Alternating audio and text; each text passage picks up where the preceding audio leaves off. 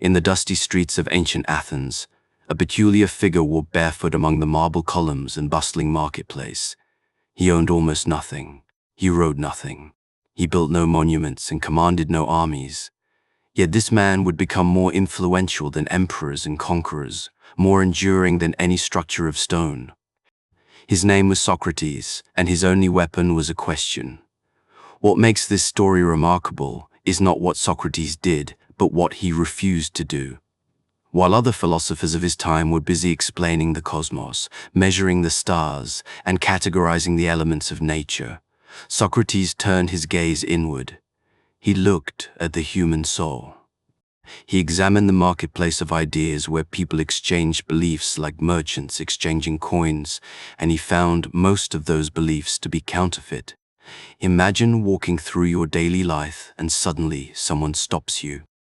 This person, ugly by the standards of classical beauty, dressed in a simple tunic worn thin by years of use, approaches you with genuine curiosity in his eyes. He asks you a question that seems simple at first. What is justice? What is courage? What is the good life? You answer confidently, as most people do when asked about concepts they use every day. But then he asks another question, and another. Each question peels back a layer of your certainty until you stand there, exposed in your own ignorance, realizing you never truly understood what you claimed to know. This was the Socratic method, and it made Socrates the most dangerous man in Athens. But before we explore how questions can be weapons, before we understand why a man who claimed to know nothing changed everything we think about knowledge, before we grasp why his death became more important than his life, we need to understand the world he was born into. We need to see Athens, not as a collection of ruins and history textbook references, but as a living, breathing city full of people who thought they had everything figured out.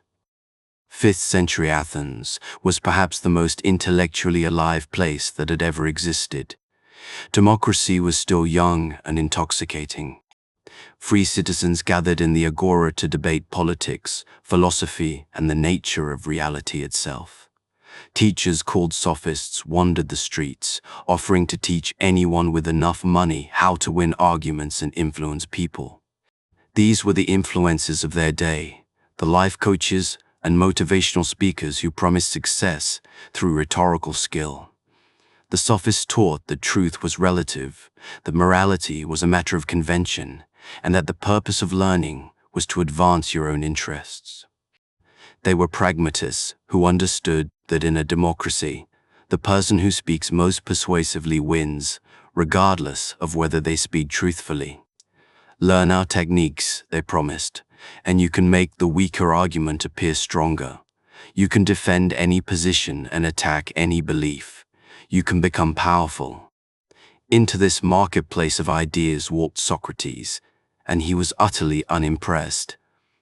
Unlike the sophists, Socrates charged no money for his teachings. Unlike other philosophers, he built no school and gathered no formal students. Unlike the politicians and generals who surrounded him, he sought no power and accumulated no wealth. He simply walked the streets of Athens, engaged people in conversation, and asked questions. But these were not ordinary questions. They were not the kind of questions that seek information or the kind that make polite conversation. They were questions designed to reveal something uncomfortable. Questions that exposed the contradictions in how people thought. Questions that showed the gap between what people claimed to believe and how they actually lived. When someone claimed to know what justice was, Socrates would ask them to define it. When they offered a definition, he would find an example that contradicted it. When they revised their definition, he would find another contradiction. This process would continue until the person either admitted they did not really know what they thought they knew, or they became angry and walked away. Most people walked away angry.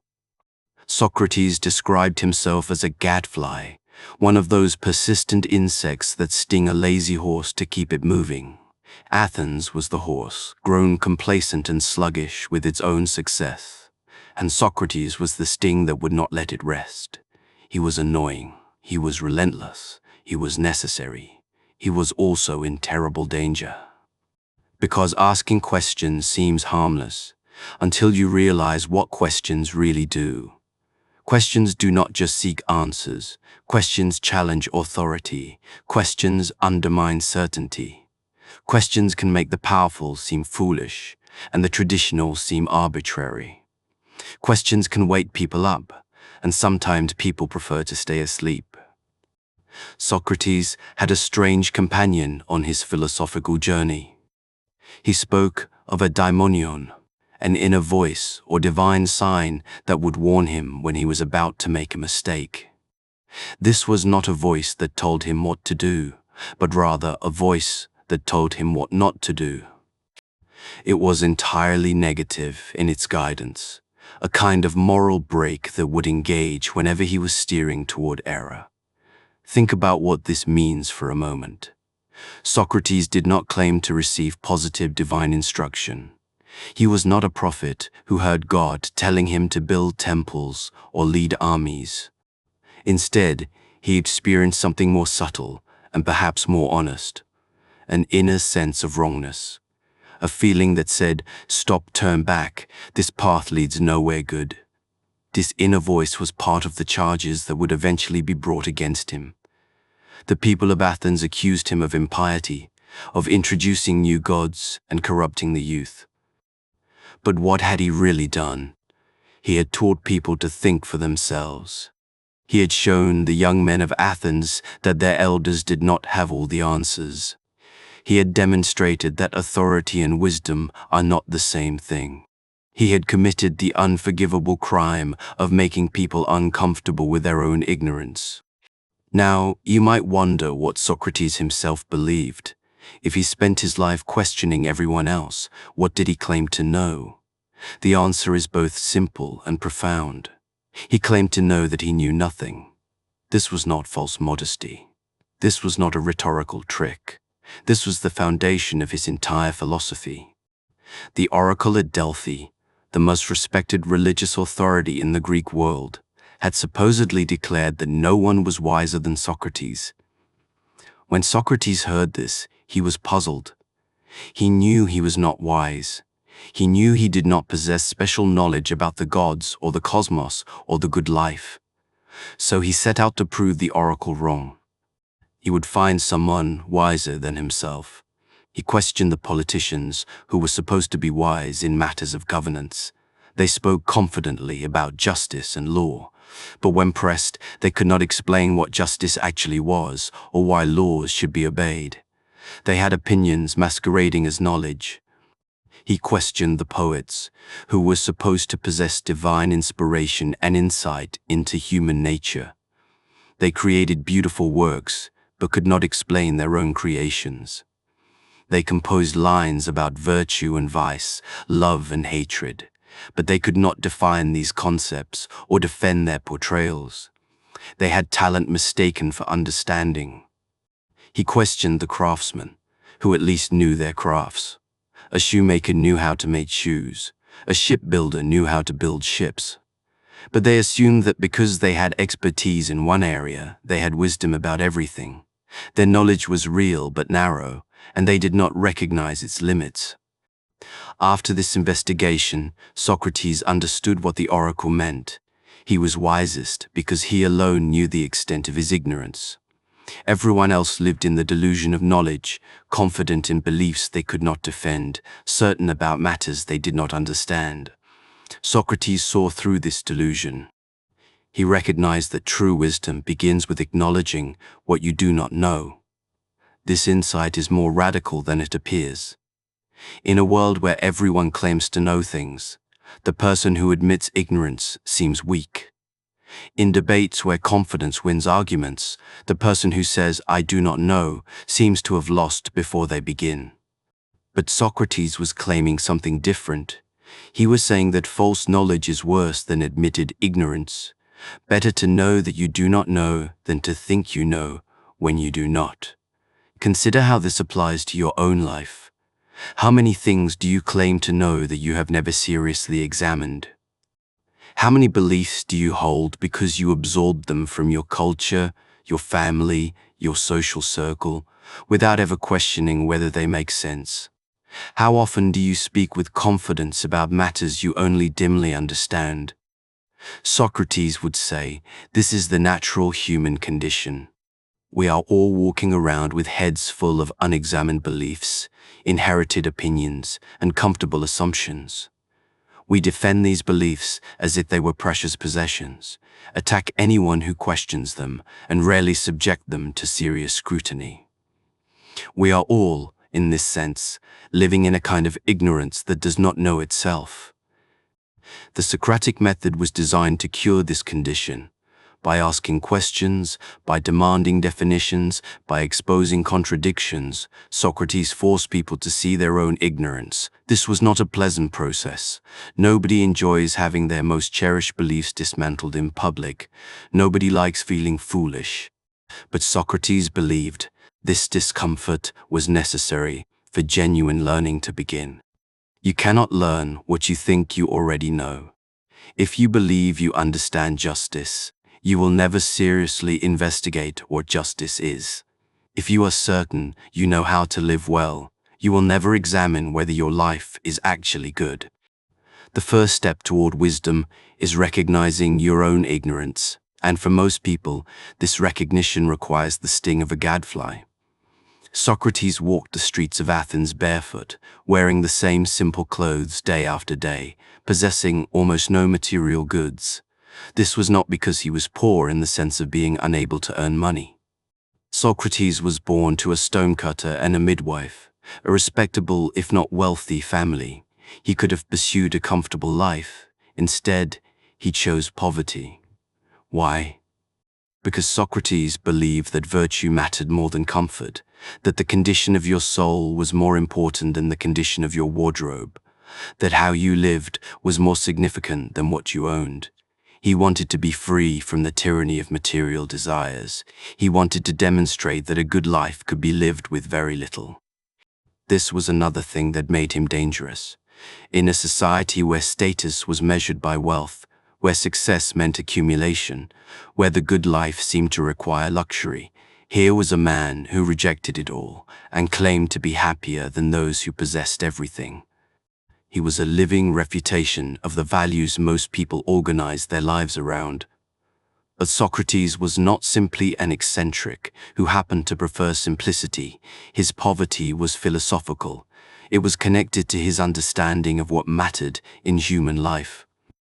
If the most important thing is the condition of your soul, then external goods are at best irrelevant and at worst distracting.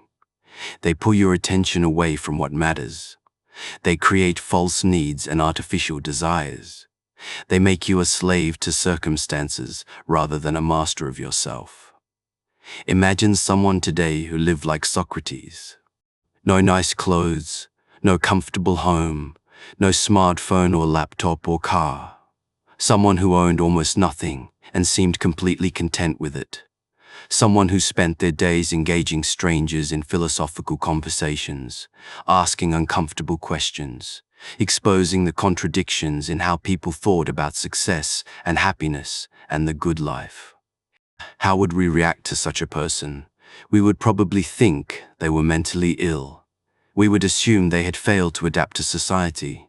We would pity them or avoid them, or, if they were too persistent in their questioning, we would find ways to silence them. We would do exactly what Athens did to Socrates. Because societies do not like being questioned. They do not like people who refuse to play by the rules. They especially do not like people who make others feel uncomfortable about the rules themselves. And Socrates was making everyone uncomfortable. The young men of Athens were particularly drawn to Socrates. They followed him through the streets, watching him question their elders and expose the emptiness of conventional wisdom. They learned his techniques and began to question authority themselves. They started to think critically about the traditions they had been raised in, the beliefs they had been taught to accept without question, the values their society took for granted. Their fathers were not pleased. Here were their sons, who should have been learning useful skills, preparing for careers, making themselves productive members of society, instead wasting their time with a bizarre philosopher who taught them to question everything. Worse, these young men were using Socratic techniques to challenge their own fathers, questioning the wisdom and authority of the older generation. This could not be tolerated. Something had to be done about Socrates. The charges were drawn up. Impiety, introducing new gods, corrupting the youth of Athens. The penalty would be death. But before we arrive at that death, before we witness one of the most important moments in the history of philosophy, we need to understand what Socrates had accomplished. He had not written any books. He had not founded any institution. He had not created any system of thought. What had he done? He had changed the very nature of philosophy itself. Before Socrates, philosophy was primarily concerned with understanding the natural world. Philosophers wanted to know what everything was made of, how the cosmos was organized, what principles governed the movement of stars and the changing of seasons. These were important questions, and they led to genuine discoveries about the nature of reality. But Socrates redirected philosophy toward a different set of questions. Instead of asking what the world is made of, he asked what makes life worth living. Instead of investigating the structure of the cosmos, he examined the structure of the soul. Instead of measuring the movements of celestial bodies, he tried to understand the movements of the human heart toward virtue or vice. This was revolutionary. Socrates was saying that the most important questions are not about the external world, but about the internal world of human consciousness, morality, and meaning. The most important knowledge is not knowledge of nature, but knowledge of yourself. Know thyself. This was the famous inscription at the Oracle of Delphi, and Socrates made it the center of his philosophy. But what does it mean to know yourself? It does not mean knowing your personality traits or your preferences or your psychological quirks. It means understanding the principles you actually live by, the values that actually govern your choices, the beliefs that actually shape your life. Most people, Socrates discovered, do not know themselves in this sense. They think they value justice, but they act unjustly when it benefits them. They claim to care about truth, but they believe comfortable lies. They say they want wisdom, but they avoid difficult questions. There is a gap between who they think they are and who they actually are. And most people never notice this gap because they never seriously examine their own lives. The unexamined life is not worth living. This is perhaps the most famous thing Socrates said, and it is worth sitting with for a moment. Not that the unexamined life is less valuable or less pleasant or less successful. That it is not worth living at all. That a human being who never questions their beliefs, who never examines their values, who never reflects on whether their life is actually good, is wasting the most precious thing they possess, which is the capacity for rational thought and moral choice. This is an extreme claim. It suggests that self-examination is not optional for human beings, not a luxury for those who have time and interest, but a fundamental requirement for a life that deserves to be called human. It suggests that we have a duty to ourselves to think about how we are living and whether our lives make sense. But how do you examine a life? How do you know if your beliefs are actually justified? How do you test whether your values are worth holding? Socrates had a method, and it started with definition. If you claim to know what justice is, define it. If you say you understand courage, explain what makes an action courageous. If you believe you know how to live well, articulate what the good life consists of. Most people cannot do this. They use these concepts constantly but have never tried to define them clearly. They are like people using tools they do not understand, sometimes getting lucky, but never fully in control. Once you offer a definition, Socrates would test it.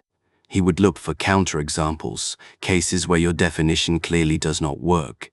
He would check for internal contradictions, places where your definition implies something you would not want to accept. He would compare it to your actual behavior, asking whether you really live according to the principles you claim to believe. This process was often humiliating. People who thought they understood basic moral concepts discovered they could not even define them coherently. People who prided themselves on their wisdom found they could not answer simple questions about the values they claimed to live by. People who were respected as moral authorities were exposed as confused and inconsistent in their thinking. But Socrates insisted this humiliation was necessary. It was the beginning of wisdom. You had to recognize your ignorance before you could overcome it. You had to see the contradictions in your thinking before you could resolve them. You had to feel the discomfort of not knowing before you would be motivated to actually learn. Think of it as a kind of intellectual and moral cleansing. Most of us carry around a lifetime's worth of accumulated beliefs, opinions, and assumptions that we have never seriously examined. Some of these came from our parents, some from our culture, some we picked up randomly from books or conversations or experiences. They pile up in our minds like junk in an attic, and we never saw through them to see what is worth keeping. The Socratic method is a way of sorting through this junk. It forces you to pull out each belief, examine it closely, test whether it actually makes sense, and either keep it or discard it based on rational scrutiny rather than habit or comfort. The process is uncomfortable and sometimes painful, but the result is a mind that actually knows what it believes and why.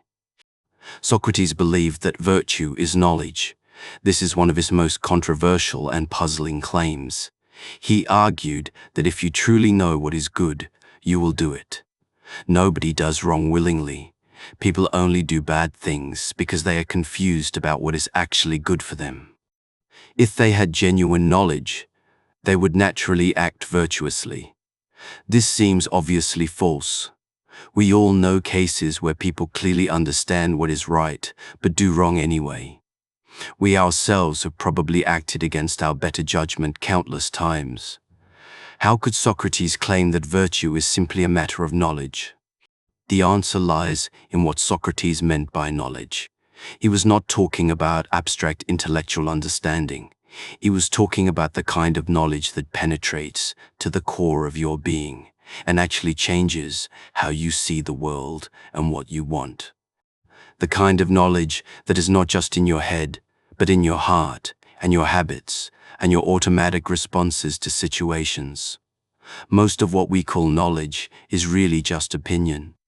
You might believe that honesty is good, but if this belief does not actually govern your behavior when honesty is costly, then you do not really know that honesty is good in the Socratic sense. You have an opinion about honesty, a belief you hold in your conscious mind, but it has not become genuine knowledge that shapes your character. Genuine knowledge for Socrates is transformative. It changes you. If you really know that virtue is good for you, that it makes your life better and your soul healthier, you will pursue it the way you pursue food when you are hungry or sleep when you are tired. It becomes a natural expression of who you are rather than a duty imposed from outside. This has profound implications for how we think about moral education. If virtue is knowledge, then moral education is not about training people to obey rules or instilling habits through punishment and reward. It is about helping people achieve genuine insight into what is actually good for them. It is about clearing away false beliefs and confused thinking so that people can see clearly what kind of life is worth living. Socrates practiced this kind of education in his conversations. He was not trying to convince people to accept his opinions. He was trying to help them think more clearly so they could discover truth for themselves. He compared himself to a midwife, not because he gave birth to ideas, but because he helped others give birth to the ideas that were already within them, waiting to be brought into consciousness. This is why the Socratic method works through questions rather than answers. If Socrates simply told people what to think, they would be accepting his opinions on his authority.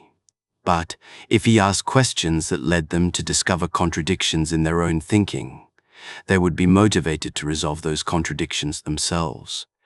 The insight they arrived at would be theirs, earned through their own mental effort, and therefore more likely to actually change how they lived. But there is something deeply frustrating about the Socratic method. Socrates rarely provided positive teachings.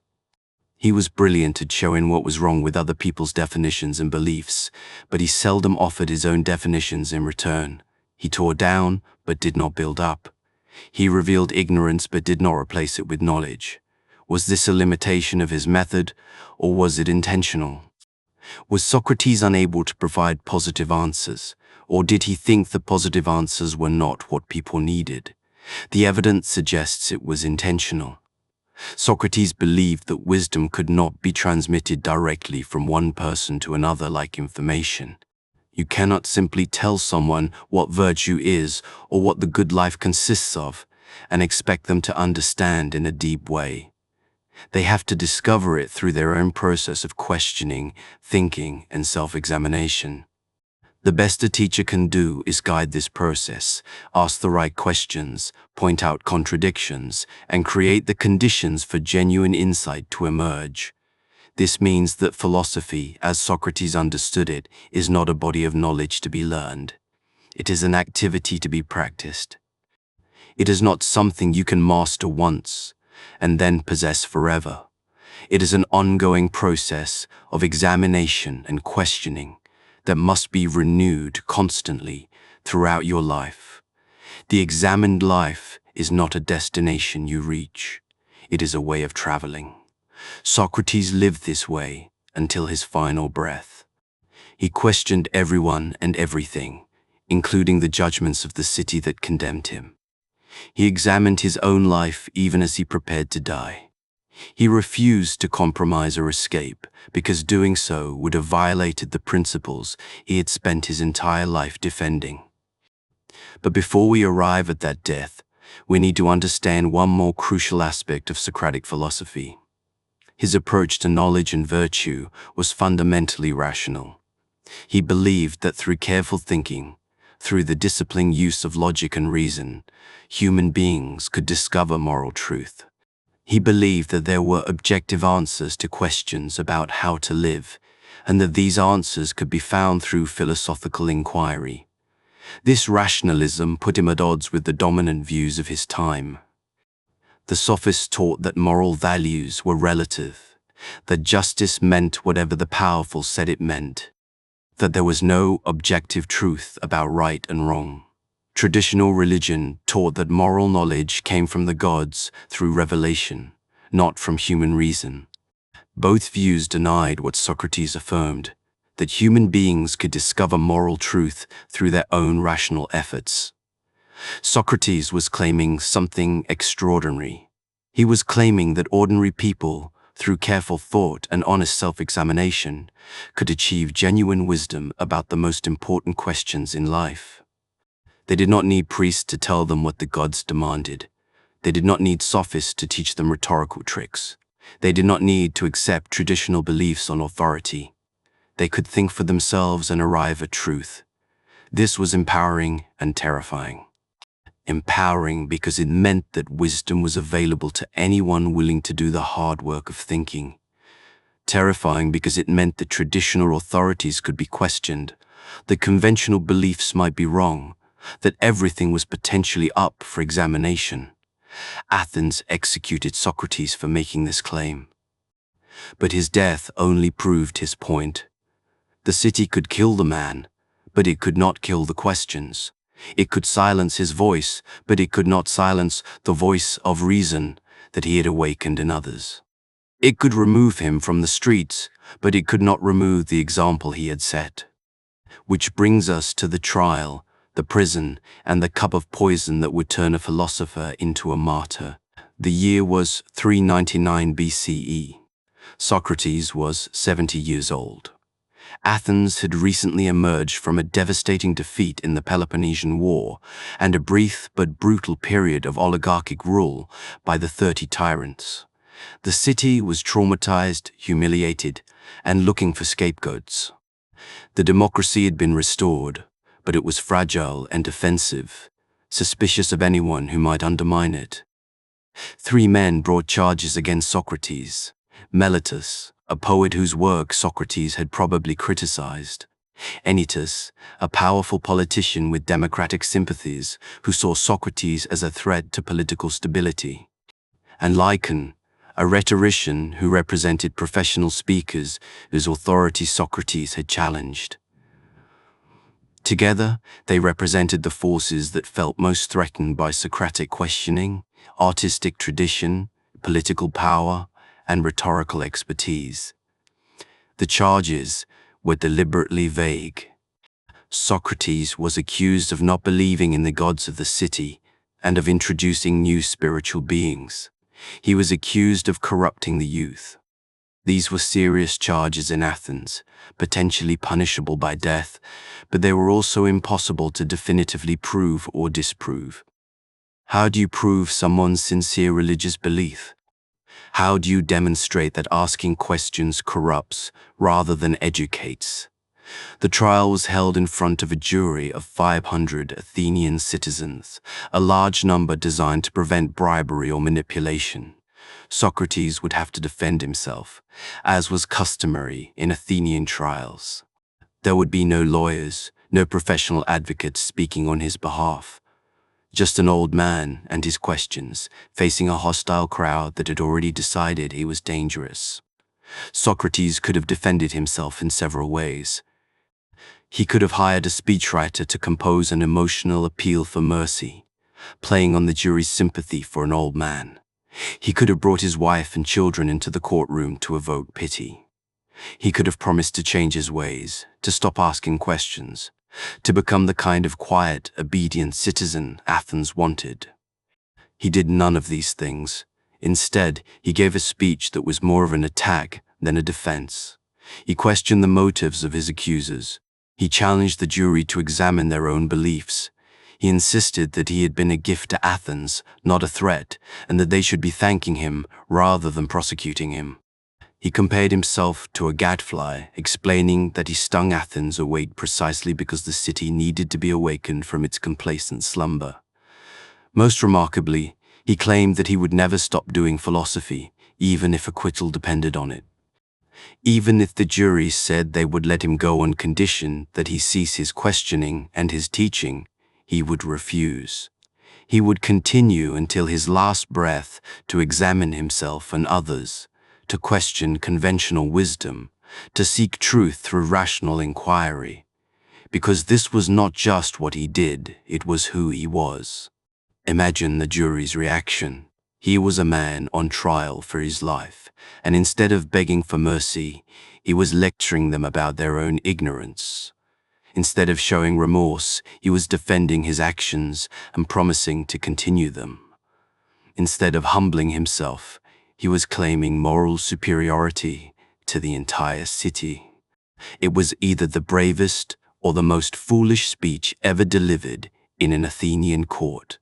The verdict came. By a relatively narrow margin, Socrates was found guilty. Under Athenian law, the prosecution would propose a punishment, and Socrates could propose an alternative. The jury would then choose between the two options.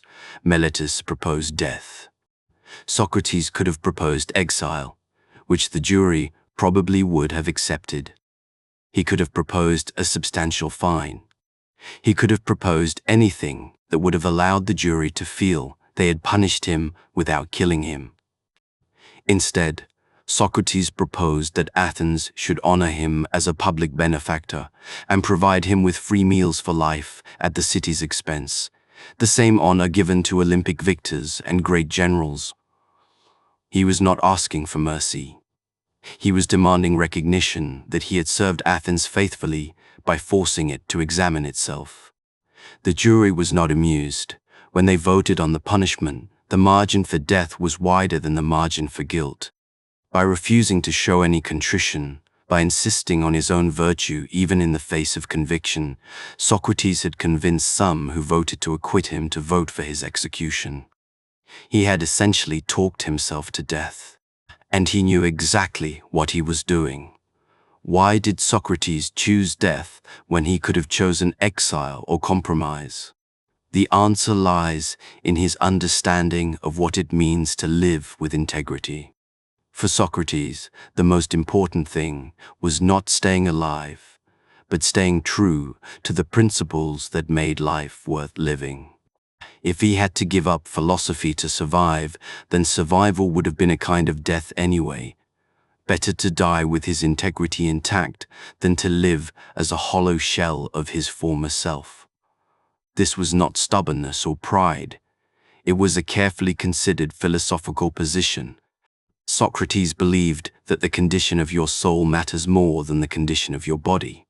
A life lived in contradiction to your own principles, a life spent betraying what you know to be true and right, that kind of life damages your soul in ways that physical death cannot. The worst thing is not to die, but to live badly. So Socrates chose death, not because he wanted to die, but because he refused to live in a way that violated everything he stood for. He chose death because it was the only choice consistent with a life spent arguing that integrity matters more than comfort, that truth matters more than safety, that examined life is the only life worth living. After the trial, Socrates was imprisoned while the city waited for a religious festival to conclude. During this time, his friends and followers visited him.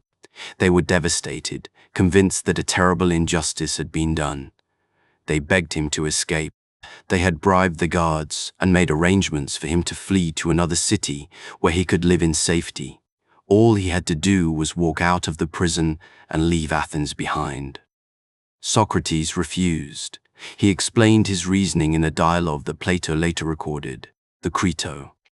The argument he made is one of the most important statements about civil obedience and the rule of law in Western philosophy. Socrates argued that he had implicitly agreed to obey the laws of Athens by choosing to live there his entire life. He had enjoyed the protection of Athenian laws, raised his children under them, and benefited from the social order they created. Having accepted these benefits, he could not now reject the laws simply because they had produced a judgment he disagreed with. To do so would be to treat the legal system as binding only when it served his interests, which would undermine the very possibility of a stable legal order. Moreover, Socrates argued that escaping would harm his own soul. It would make him guilty of the very crime of corrupting the youth that he had been falsely accused of. If he broke the law to save his own life, what would that teach the young men who looked up to him? That principles matter only until they become inconvenient. That justice is important except when it threatens your personal safety. His escape would be a living refutation of everything he had taught. There is something almost unbearably noble about this argument, and something troubling about it too. Should we really obey laws even when they produce unjust results? Are we truly obligated to submit to legal punishment that we know is wrong? Socrates seems to be saying yes, and his reasoning forces us to think carefully about what civil society requires and what we owe to the laws that govern us. But there is another layer to Socrates' refusal to escape. He genuinely believed that death might not be a bad thing. In fact, it might be the greatest good. This was not wishful thinking or rationalization. It was a philosophical position he had developed over decades of reflection. Socrates pointed out that we do not actually know whether death is good or bad. It is one of the fundamental unknowns of human existence. Death might be a dreamless sleep, a peaceful nothing that involves no suffering or consciousness. If so, it would be a welcome rest from the difficulties of life. Or death might be a transition to another form of existence, perhaps one where he could continue doing philosophy with the great thinkers who had died before him. If so, It would be an opportunity rather than a punishment. Either way, death was not something to fear. Fear of death, Socrates argued, is just another form of false knowledge. It is pretending to know something you do not know. It is assuming that death is bad when you have no evidence for that assumption. A wise person would neither fear death nor embrace it, but would remain agnostic about its nature while focusing on what they could actually know, which is how to live well. This equanimity toward death was not a pose. Socrates had lived his entire life with the awareness that he would die, and that awareness had shaped how he thought about what mattered. If you truly internalize the fact that you will die, that all your possessions will pass to others, that your body will decay and your name will eventually be forgotten, what remains important? Only the condition of your soul, only whether you lived with integrity and pursued truth, only whether your life had meaning beyond its physical duration. The final day arrived.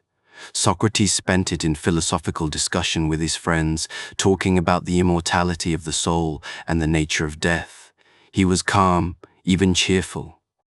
His friends were distraught. Plato, who was present for much of this time though he fell ill and missed the final moments, later wrote that Socrates seemed more like someone going on a journey than someone about to die. When the sun set, the jailer brought in a cup of hemlock poison. This was the method of execution in Athens, relatively humane by ancient standards. The prisoner would drink the poison, which would gradually paralyze the body from the feet upward until it reached the heart and lungs. Death would come fairly quickly and without external violence. The jailer apologized to Socrates. He explained that this was the part of his job he hated most, administering death to good men who had been unjustly condemned. Socrates comforted him. He said he understood that the jailer was just doing his duty and bore no personal responsibility for what was about to happen. Then Socrates asked for the cup. His friends begged him to wait, to delay as long as possible, since there was no requirement that he drink immediately. Socrates refused. He saw no point in clinging to a few more minutes of life. He had said his goodbyes. He had made his peace with what was coming. Delaying would only make it harder for everyone. He took the cup calmly and drank it down in one draught, as if it were wine. The poison began to work. Socrates walked around until his legs felt heavy, then lay down as instructed. His friends watched as the paralysis crept upward through his body. He remained conscious and aware, commenting occasionally on the physical sensations. When the coldness reached his abdomen, he uncovered his face, which he had veiled, and spoke his last words. "Crito, we owe a cock to Asclepius. Pay the debt and do not neglect it." Then he died. These final words have puzzled scholars for centuries. Asclepius was the god of healing, and it was customary to sacrifice a rooster to him when recovering from illness. What did Socrates mean? Was he suggesting that death was a cure for the illness of life? Was he making a joke? Was he ensuring that his final act was one of piety toward the gods he had been accused of dishonoring? We do not know. Like so much about Socrates, the meaning of his final statement remains mysterious, open to interpretation, subject to endless analysis, which is perhaps fitting for a man who believed that the most important questions do not have simple answers. What we do know is this: Socrates died as he lived, examining life until the very end, facing death without fear, maintaining his integrity in circumstances where most people would have compromised. He turned his execution into a philosophical statement about what matters most in human existence. He showed that death can be met with courage and even grace when you have lived a life aligned with your deepest values. The death of Socrates could have been the end of the story.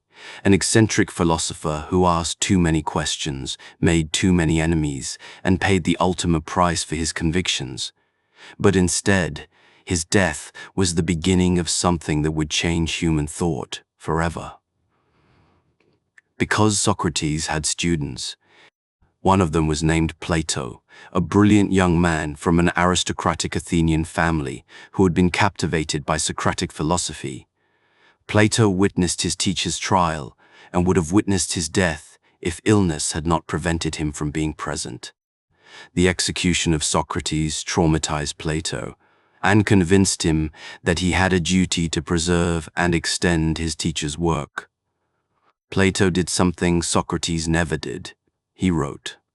He wrote dialogues, dramatic conversations that featured Socrates as the main character, engaging various people in philosophical discussion.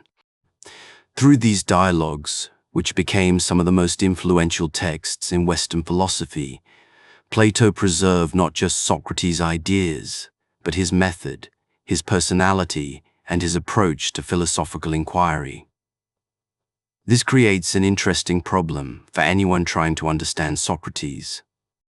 Everything we know about him comes from other people's accounts, primarily Plato's.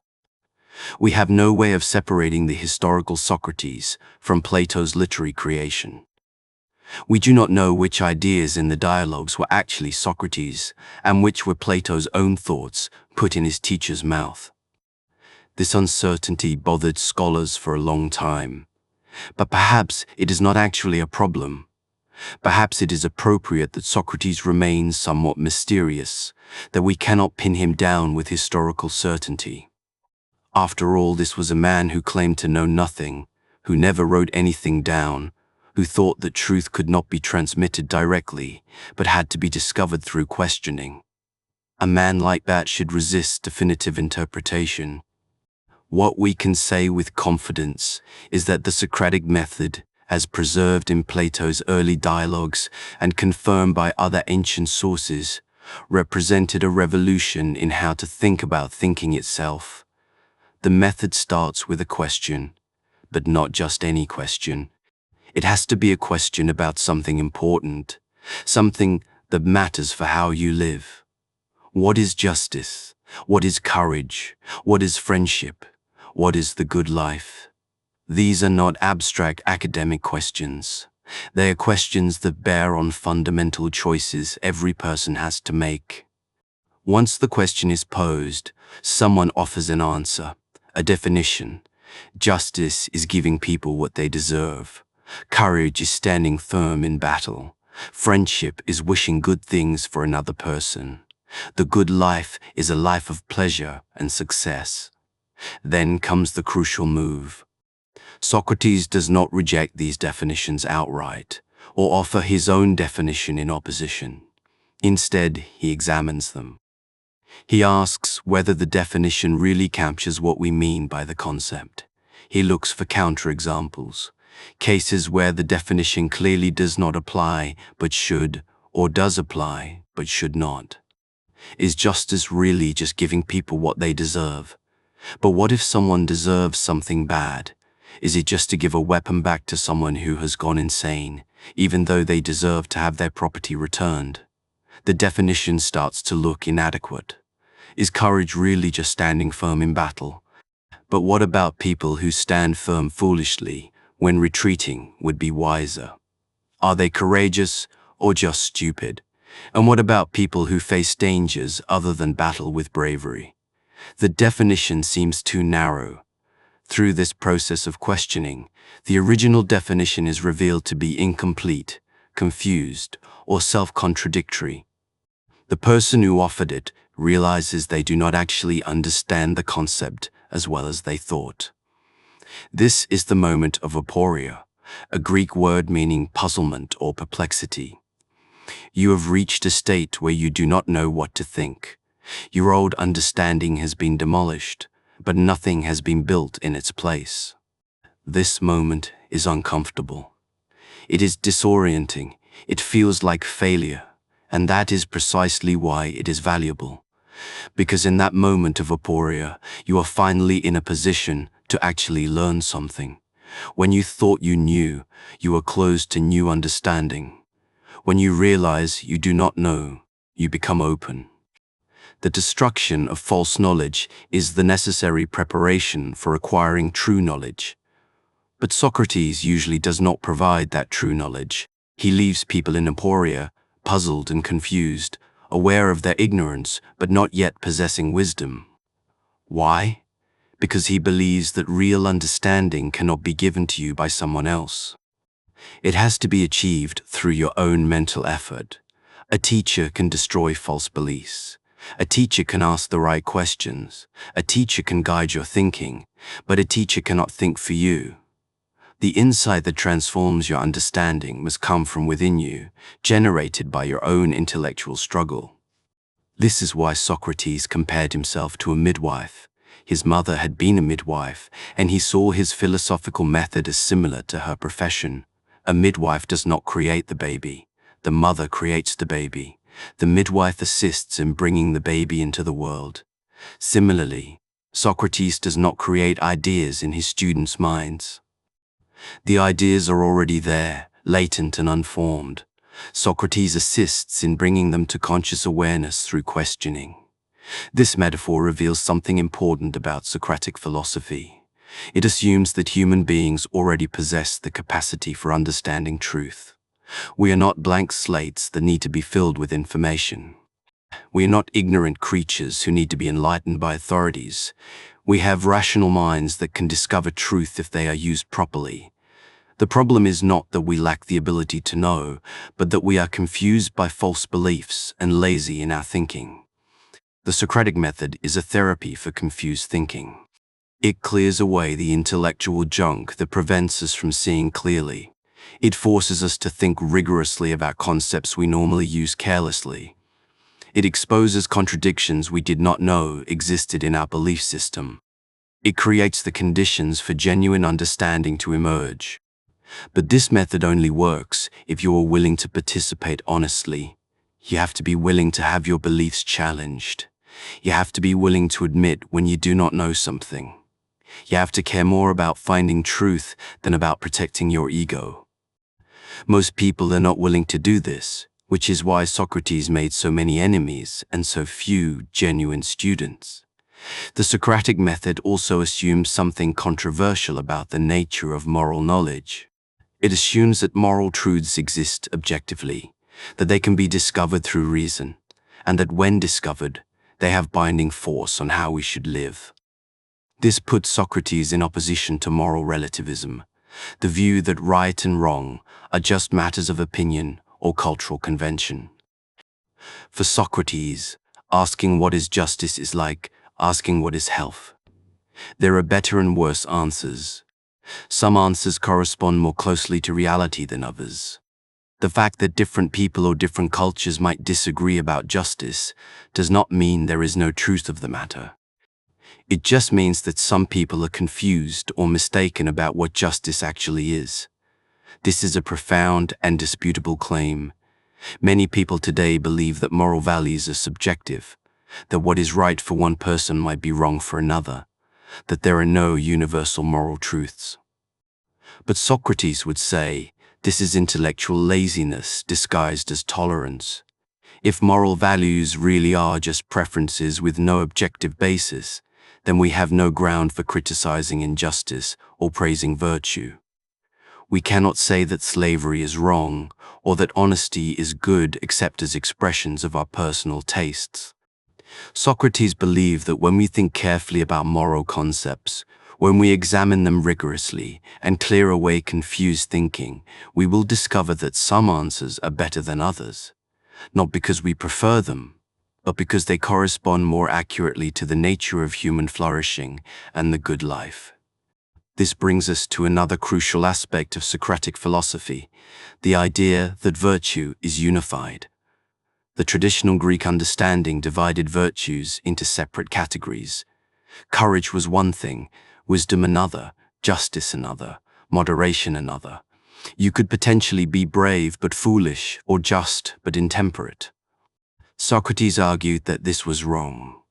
True virtue is one thing, and that one thing is wisdom. If you have genuine wisdom, you will be courageous, because you will understand what is truly worth fearing. You will be just, because you will understand what is truly good for yourself and others. You will be moderate, because you will understand which desires are worth pursuing and which are not. All virtue is ultimately knowledge, specifically knowledge of what is good for the soul. And all vice is ultimately ignorance, specifically ignorance disguised as knowledge. This is why Socrates insisted that nobody does wrong willingly. People who act viciously are confused about what is actually good for them. If they truly understood that vice damages the soul and virtue benefits it, they would naturally choose virtue. This is a beautiful theory, but is it true? Can all moral failure really be reduced to intellectual error? What about people who seem to know perfectly well what they should do, but do the opposite anyway? What about weakness of will, where you understand what is right, but lack the strength to do it? Socrates would say that if you really understood, if you had genuine knowledge rather than mere opinion, you would act differently. The problem is that most people have never examined their beliefs carefully enough to achieve true understanding. They hold conflicting beliefs without realizing it. They think they value one thing while actually valuing another. They are confused about their own motivations and desires. The Socratic method is designed to clear up this confusion. By forcing you to articulate your beliefs clearly, by exposing contradictions in how you think, by making you aware of the gap between what you claim to value and how you actually live, it creates the possibility of genuine self-knowledge. And with self-knowledge comes the possibility of genuine virtue. But there is something paradoxical about the Socratic method. It is supposed to lead to knowledge, but it usually ends in aporia, in acknowledged ignorance. Socrates himself claimed to know nothing.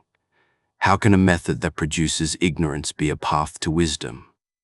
The answer is that there are different kinds of ignorance. There is simple ignorance, not knowing something, and there is double ignorance, not knowing that you do not know. Simple ignorance is honest. Double ignorance is delusional. The Socratic method transforms double ignorance into simple ignorance, which is a significant achievement even though it does not yet produce knowledge. Once you honestly recognize what you do not know, you are in a position to actually learn. You are open to evidence, willing to consider arguments, capable of changing your mind. But as long as you think you already know, as long as you are confident in beliefs you have never examined, you are stuck in delusion with no way out. So the Socratic method is primarily negative. It tears down false beliefs. It reveals ignorance. It creates perplexity. This can seem destructive, and in a sense it is. But it is the kind of destruction that clears ground for new construction. It is the kind of tearing down that is necessary before you can build something solid. Imagine your beliefs as a building. Most people inherit a ramshackle structure built by their parents, their culture, and random experiences. It has never been inspected for structural integrity. It has additions and modifications that contradict each other. It is full of rooms you never use and foundations you never examine. You live in this building your whole life without questioning whether it is sound. The Socratic method is a building inspection. It checks whether the foundations can actually support the structure. It looks for cracks in the walls and rot in the beams. It identifies parts that need to be torn down and rebuilt. This process might reveal that much of what you thought was solid is actually unstable. That can be frightening. But it is better to discover this through philosophical examination than through the collapse that will eventually come when untested beliefs face serious challenge. This is why Socrates was willing to die for his method. He was not just defending a technique for having interesting conversations. He was defending the very possibility of living an examined life, of building your existence on beliefs you have actually tested, rather than assumptions you have merely inherited. He was defending the principle that human beings should use their rational faculties to understand themselves and the world, rather than living in the fog of unexamined opinion. The method Socrates pioneered became the foundation of Western philosophy. Every philosopher who came after him was, in some sense, responding to the challenge he posed. Either you had to develop arguments strong enough to withstand Socratic questioning, or you had to explain why Socratic questioning itself was flawed. Either way, you had to take seriously the demand that beliefs should be rationally defensible. Throughout his life, Socrates spoke of something unusual that guided his actions. He called it his daimonion, a divine sign or inner voice that would warn him when he was about to make a mistake. This was not a voice that told him what to do, but rather a voice that told him what not to do. It was entirely negative in its guidance, a kind of moral prohibition that would arise at crucial moments. This daimonion was part of the charges brought against Socrates. He was accused of introducing new spiritual beings, and this inner voice seemed to fit that description. But what exactly was this phenomenon that Socrates experienced? The modern mind immediately tries to explain it away. Perhaps it was intuition, a subconscious synthesis of experience that manifested as a feeling of warning. Perhaps it was conscience, the internalized voice of moral training speaking up at critical moments. Perhaps it was psychological, a manifestation of anxiety or second thoughts that Socrates interpreted in religious terms. But these explanations miss something important. Socrates himself took his daimonion seriously as a divine phenomenon. He believed he was experiencing contact with something beyond his own mind, something genuinely spiritual. And this belief shaped how he understood his philosophical mission. To Socrates, philosophy was not just an intellectual exercise. It was a spiritual practice, a way of serving the divine by pursuing truth and helping others do the same. When he said that the unexamined life is not worth living, he was making both a philosophical and a spiritual claim. The human soul is designed for rational inquiry and moral development. To fail to examine your life is to fail to fulfill your divine purpose. This creates an interesting tension in Socratic thought. On one hand, Socrates was committed to rational inquiry and refused to accept beliefs without logical justification. He questioned everything, including traditional religious claims. On the other hand, he genuinely believed in divine guidance and saw his philosophical work as a sacred calling. How do we reconcile these two aspects of Socrates? Was he a rationalist who happened to use religious language? Or was he a religious thinker who used rational methods? Perhaps the answer is that Socrates saw no contradiction between reason and genuine piety. For him, true reverence for the divine meant using the rational faculties the gods had given you. The gods did not want blind obedience or unthinking ritual. They wanted human beings to develop their capacity for wisdom and virtue. Reason was not opposed to religion, but was the highest form of religious practice. This explains why Socrates could be accused of impiety while genuinely believing he was the most pious person in Athens. His accusers thought piety meant performing traditional rituals and accepting traditional beliefs without question. Socrates thought piety meant using your mind to discover truth and living according to that truth regardless of convention. The trial brought this conflict into sharp focus. Socrates was charged with not believing in the gods of the city. But what did it mean to believe in the gods? Did it mean participating in public festivals and making sacrifices? Socrates did these things. Did it mean accepting whatever stories were told about the gods? Socrates questioned those stories, especially ones that portrayed the gods as petty, jealous, or immoral. Socrates argued that the gods must be good, and therefore any story that depicted them as doing evil must be false. This seems like obvious logic, but it was actually radical. It meant that reason could be used to judge religious claims, that traditional stories about the gods could be rejected if they did not make moral sense. Think about what this implies. It means that morality is not based on divine command. The gods are good not because they define what goodness is, but because they conform to an independent standard of goodness that reason can discover. We should do what is right, not just because the gods command it, but because it is right, and the gods command it because it is right. This is one of the most important ideas in ethical philosophy, sometimes called the Euthyphro dilemma, after the Platonic dialogue where Socrates discusses it. Is something good because the gods approve of it, or do the gods approve of it because it is good? If the former, then morality is arbitrary, based on divine whim. If the latter, then there is a standard of goodness independent of the gods, and reason can access this standard. Socrates clearly believed the latter. He believed that through careful thought, human beings could discover what is genuinely good, and that this knowledge would align with true divine will. The gods want us to be good, not because they arbitrarily command it, but because being good is genuinely beneficial to the soul. This has profound implications for how we think about religion and morality. It means that religious authority cannot simply decree what is right and wrong. Religious claims have to be evaluated rationally. If a religious teaching contradicts what reason tells us is good, we have grounds to question that teaching. But Socrates also believed there were limits to what human reason could discover on its own. This is where his daimonion becomes important. The inner voice represented a kind of knowledge that went beyond pure rational analysis. It was direct, intuitive, personal. It came to Socrates without reasoning, yet he trusted it completely.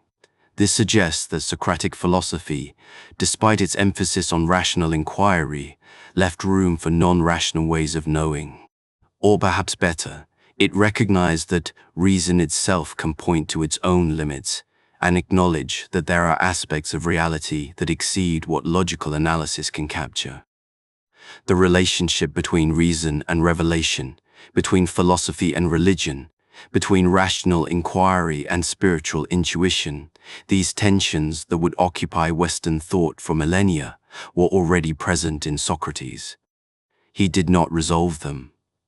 He lived them, holding both the demands of reason and the claims of divine guidance in creative tension. Think about how this applies to your own life. You probably use reason to evaluate claims and make decisions, but you might also have experiences that reason cannot fully explain. Intuitions that turn out to be correct. Feelings of rightness or wrongness about choices you face. Moments of insight that seem to come from beyond your conscious mind. How do you integrate these different ways of knowing? Do you trust only what you can logically justify, or do you leave room for other forms of understanding? Socrates would say that wisdom requires both rigorous thinking and openness to truth from unexpected sources. Use your reason fully, but do not assume that reason can answer every question, or that logical analysis is the only path to knowledge. This openness to mystery, this willingness to acknowledge the limits of human understanding while still insisting on the importance of rational inquiry, this is part of what made Socrates a complete philosopher rather than just a clever logician. When Socrates was executed for impiety, the irony was profound. He was killed for being insufficiently pious by people who did not understand what true piety required. He was condemned for corrupting the youth by teaching them to question, when questioning was exactly what the gods wanted humans to do. He died for being too faithful to divine purpose, not too unfaithful. His execution did not silence the questions he raised about religion and morality. Instead, it made those questions more urgent. If Athens could execute Socrates for his beliefs, then clearly something was wrong with how Athens understood piety and justice. The trial became evidence for exactly the kind of moral confusion that Socrates had spent his life exposing. The death of Socrates forced everyone who came after to think carefully about the relationship between conventional morality and genuine goodness, between social approval and actual virtue, between what the majority believes and what is actually true. These questions remain alive today because Socrates lived them and died for them. How does someone who wrote nothing become one of the most influential thinkers in human history? How does a man who claimed to know nothing shake the fundamental questions that philosophy, science, ethics, and religion would pursue for thousands of years?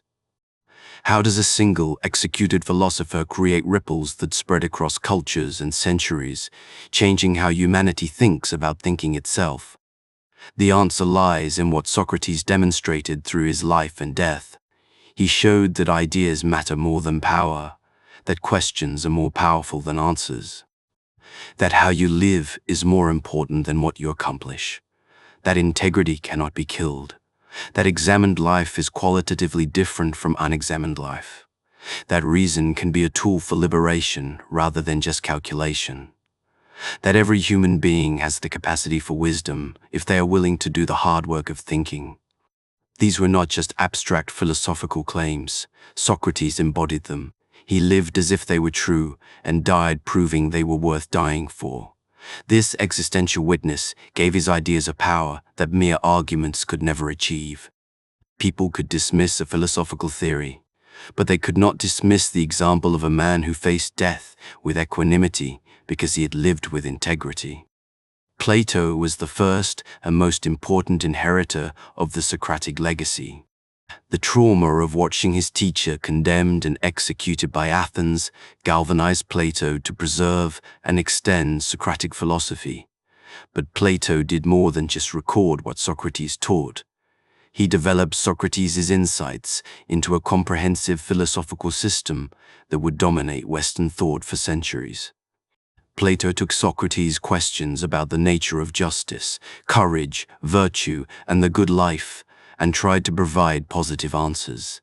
He developed a theory of forms, eternal and perfect ideas that exist in a realm beyond physical reality. When we encounter beautiful things in the world, Plato argued, we are seeing imperfect copies of the former beauty. When we try to define justice, we are grasping toward the form of justice that exists independently of any particular just action.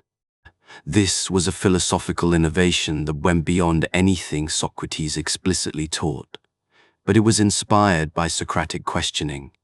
If we can recognize that particular definitions of justice are inadequate, Plato reasoned, we must have some prior knowledge of what true justice is. Otherwise, how would we recognize that our definitions fall short?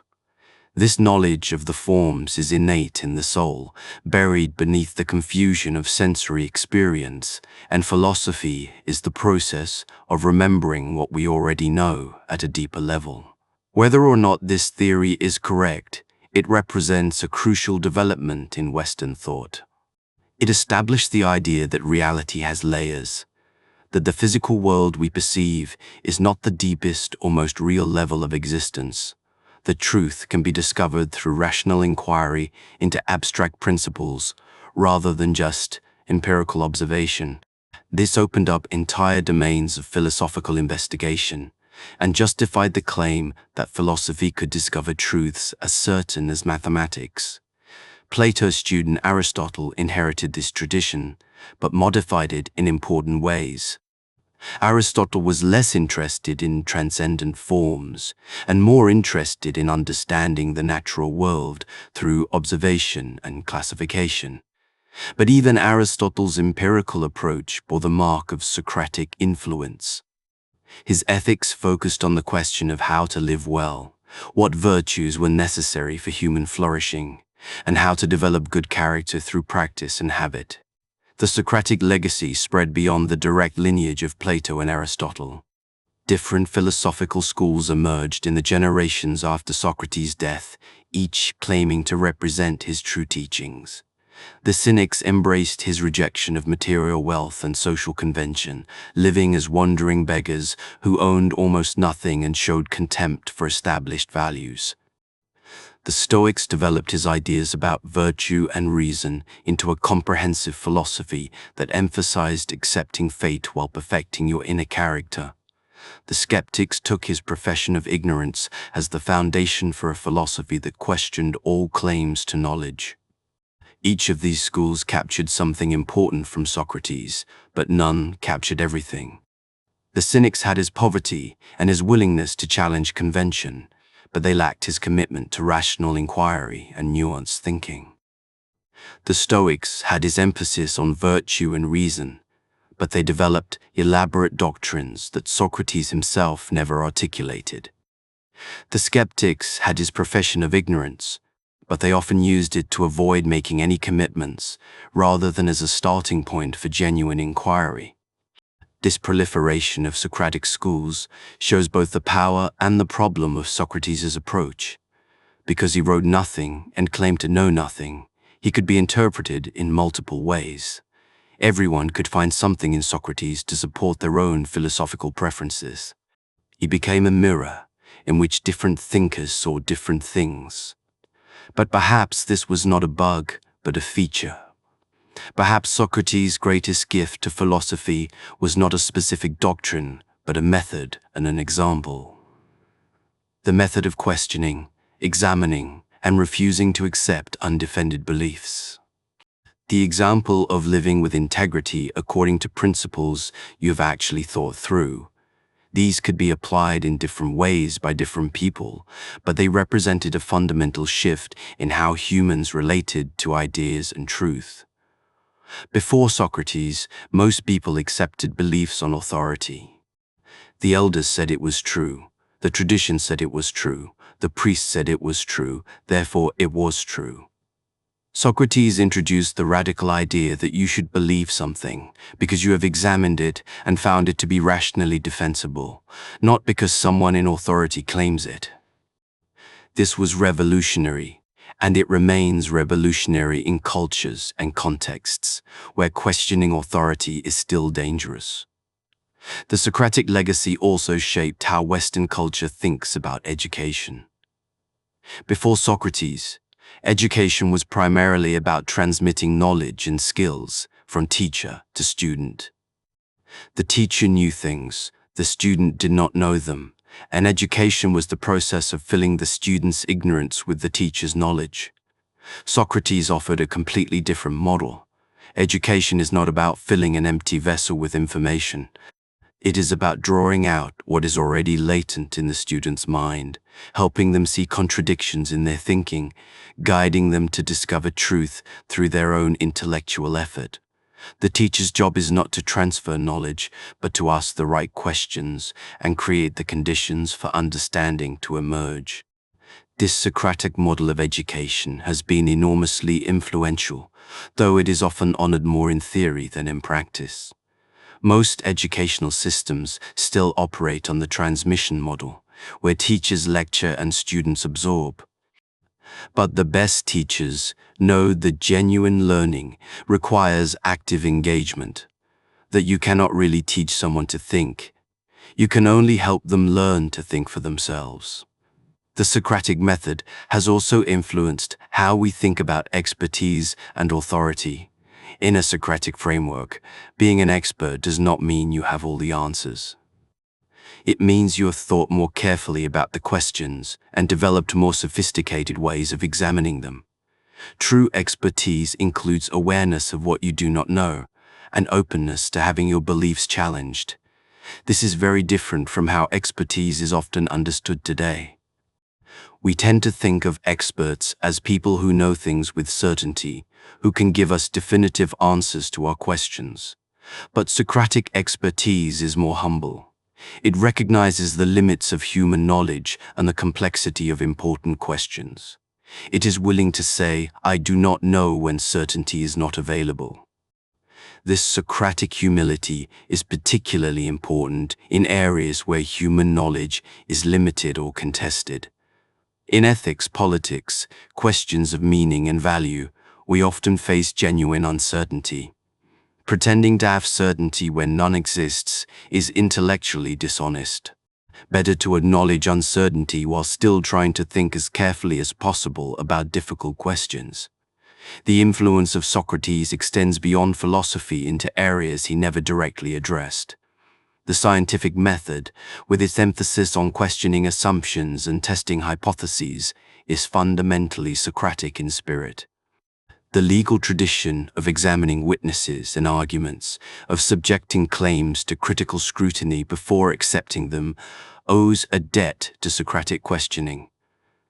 democratic deliberation, where citizens are expected to examine policies and arguments rather than just accepting what authorities tell them, embodies Socratic principles. Even movements of spiritual and moral reform have drawn inspiration from Socrates. Christian thinkers saw in his willingness to die for truth a prefiguration of Christ's sacrifice. Enlightenment philosophers saw in his commitment to reason a model for how to free humanity from superstition and dogma. Modern advocates of civil disobedience saw in his refusal to compromise his principles an example of moral courage in the face of unjust authority. But the Socratic legacy is not without its critics and complications. Some argue that the Socratic method is destructive rather than constructive, that it tears down beliefs without building anything in their place. Some point out that Socratic questioning can be used as a weapon to humiliate people rather than a tool to help them think more clearly. Some note that Socrates' own students included Alcibiades, who betrayed Athens, and Critias, who became one of the brutal 30 tyrants. The Socratic philosophy bears some responsibility for these failures. Did teaching people to question traditional values without providing a firm alternative foundation create moral confusion that led to destructive behavior? Or is this an unfair criticism that blames Socrates for how others misused his ideas? There is no simple answer to these questions. What we can say is that Socratic philosophy is not a complete ethical system. It provides a method for examining beliefs and a commitment to rational inquiry, but it does not provide detailed rules for how to live or comprehensive answers to every moral question. This openness is both its strength and its limitation. The strength is that Socratic philosophy can be applied in different contexts and combined with different substantive ethical views. It does not require you to adopt a specific religion or political ideology. It just requires you to think carefully about whatever views you do hold and be willing to revise them in light of good arguments. The limitation is that some people may find this openness unsatisfying or destabilizing. They want clear answers, definitive guidance, certainty about what to do and how to live. Socratic philosophy cannot provide this because it is fundamentally about questioning rather than answering, about ongoing inquiry rather than final conclusions. This brings us to a crucial question.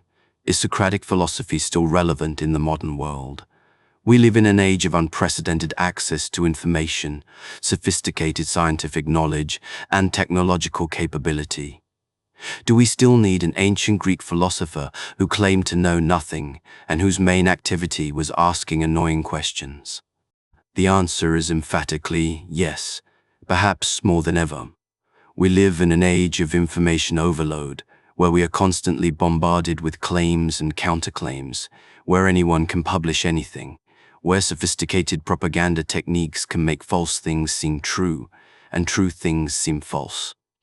In this environment, the ability to think critically, to examine arguments carefully, to recognize the difference between knowledge and opinion, these skills are essential. We live in an age of increasing specialization, where experts know more and more about less and less, where it is easy to lose sight of the big questions about meaning and value that make life worth living. In this environment, the Socratic emphasis on examining life as a whole, on asking what truly matters and how to live well, remains crucial. We live in an age of moral confusion, where traditional sources of ethical guidance have lost authority for many people, where relativism and cynicism are widespread, where it is easy to drift through life without ever seriously considering what kind of person you want to be. In this environment, the Socratic call to self-examination and the pursuit of virtue is more needed than ever. We live in an age of political polarization, where people retreat into echo chambers that reinforce their existing beliefs, where disagreement becomes demonization, where rational discourse is replaced by tribal signaling. In this environment, The Socratic commitment to following arguments wherever they lead, regardless of whether the conclusions are politically convenient, is a model worth emulating. The example of Socrates teaches us that integrity matters more than success, that truth is worth pursuing even when it is unpopular, that examined life really is qualitatively superior to unexamined life. These lessons are timeless because they address fundamental aspects of what it means to be human. So, how do you live a Socratic life in the modern world? How do you apply the insights of an ancient Athenian philosopher to the complexities of contemporary existence? How do you examine your life when you are busy with work, relationships, responsibilities, and the endless distractions of digital culture? The first step is to recognize that examination does not require withdrawing from the world or becoming a full-time philosopher. Socrates himself lived an ordinary life in many ways. He was married, had children, participated in Athenian political and military life. What made his life examined was not what he did externally, but how he thought about what he did. To live an examined life means to regularly step back from your daily activities and ask whether they make sense. Are you pursuing goals that actually matter to you, or are you following a script written by others? Are your beliefs actually defensible, or did you absorb them without thinking? Are your values consistent, or do they contradict each other in ways you have never noticed? These questions are not comfortable. It is easier to keep moving forward without looking too closely at whether you are heading in a meaningful direction. It is easier to assume your beliefs are correct than to test them against difficult counterexamples. It is easier to maintain comfortable contradictions than to face the hard work of achieving consistency. But Socrates would say that this ease comes at the cost of living authentically. If you never examine your life, you are essentially sleepwalking through existence, guided by habits and assumptions rather than conscious choice. You might be successful by external standards, but you have not taken ownership of your own life. Taking ownership requires asking questions that most people avoid. What do I actually care about, as opposed to what I think I should care about? What principles do I actually live by, as opposed to what principles I claim to value? What kind of person am I becoming through my daily choices? What would my life look like if I took my stated values seriously? These questions can be asked in ordinary moments throughout the day.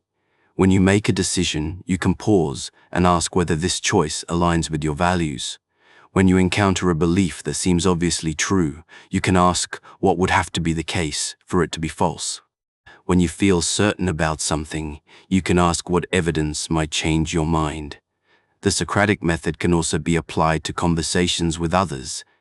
Instead of arguing to win or prove you are right, you can ask questions to understand the other person's perspective better. Instead of accepting claims at face value, you can ask for clarification and justification. Instead of ending discussions when they become difficult, you can lean into the discomfort and see what insights emerge. This does not mean being obnoxious or pedantic. Socratic questioning should come from genuine curiosity and a desire for truth, not from a desire to show off your intellectual skills or make others feel stupid. The goal is shared understanding, not victory in debate. One of the most powerful applications of Socratic philosophy is to your own assumptions about success and happiness.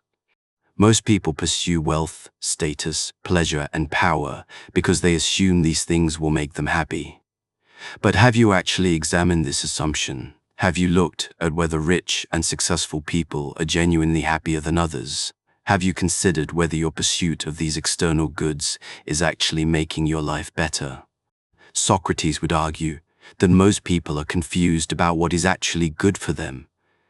They chase things that provide temporary pleasure, but long-term dissatisfaction.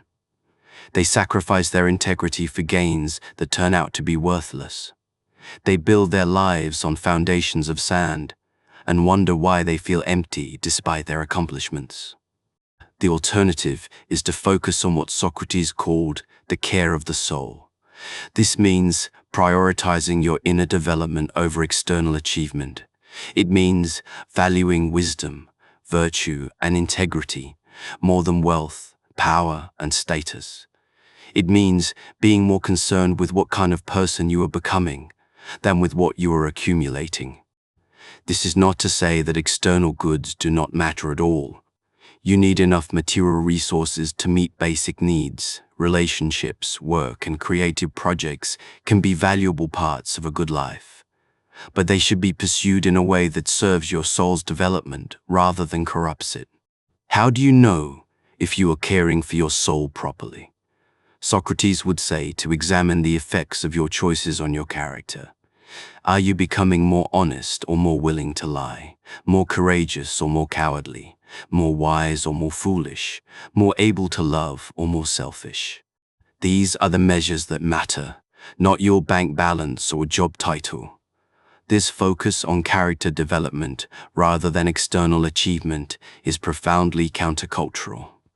Modern society constantly tells you that you are what you own, what you achieve, what status you hold. Socratic philosophy says you are what you have made of yourself through your choices, and that this inner reality is more important than any external circumstance. Living by Socratic principles also means being willing to be unpopular when truth requires it. Socrates made enemies by questioning conventional wisdom and exposing the ignorance of supposedly wise people. You might not face execution for speaking truth, but you might face social disapproval, professional consequences, or loss of friendships. The question is whether you are willing to prioritize truth and integrity over comfort and approval. Most people are not. They go along with what their social group believes, even when they privately doubt those beliefs. They stay silent when speaking up would be costly. They compromise their principles when maintaining them becomes inconvenient. Socrates challenges you to be different, to care more about being right than being liked, to value your own integrity more than others' approval, to live according to principles you have actually examined rather than opinions you have absorbed from your environment. This does not mean being needlessly contrarian or confrontational. It means having the courage to think for yourself and live according to your own best judgment, even when that puts you at odds with prevailing opinion. It means being willing to say, "I do not know" when you do not know, rather than pretending to certainty you do not possess. It means being open to changing your mind when presented with good arguments, rather than defending positions you no longer believe just to avoid admitting error. Perhaps the most important aspect of living a Socratic life is maintaining intellectual humility. This is hard in a culture that values confidence and certainty, where admitting doubt is seen as weakness. But Socratic wisdom begins with recognizing the limits of your knowledge and being honest about what you do not know. Intellectual humility does not mean having no beliefs or refusing to make claims. It means holding your beliefs with appropriate confidence, based on the evidence and arguments supporting them. It means being aware that you could be wrong and remaining open to correction. It means recognizing that many important questions do not have simple answers, and that wisdom sometimes consists in understanding the complexity rather than reducing it to slogans. This humility should extend to your moral and political beliefs as well. You can and should have views about what is right and wrong, just and unjust. But you should hold these views while acknowledging that ethics is difficult, that reasonable people can disagree, that you might be missing something important. This does not lead to relativism or paralysis. It leads to more careful thinking and more genuine engagement with those who disagree. The Socratic approach to disagreement is particularly valuable in our polarized time. Instead of assuming that people who disagree with you are stupid or evil, you can assume they might have reasons for their views that you have not considered. Instead of caricaturing opposing positions, you can try to understand them in their strongest form. Instead of looking for ways to dismiss arguments that challenge you, you can engage with them seriously and see if they reveal flaws in your thinking. This is difficult. It requires intellectual effort and emotional maturity. It is much easier to surround yourself with people who think like you and dismiss everyone else as wrong or malicious. But easy thinking leads to error and closed-mindedness, while difficult thinking leads to wisdom and understanding. Living an examined life also means thinking carefully about your relationship to technology and information. Socrates lived in a world where information was scarce and had to be actively sought out. You live in a world where information is abundant and constantly pushed at you. How do you maintain the capacity for deep thought and reflection when you are always connected, always distracted, always consuming content? The answer is to create deliberate space for examination. Set aside time when you are not consuming information, but producing thought. Disconnect from devices that fragment your attention. Engage in activities that require sustained focus and reflection, reading challenging books, having serious conversations, writing about ideas that matter to you, walking and thinking without distraction.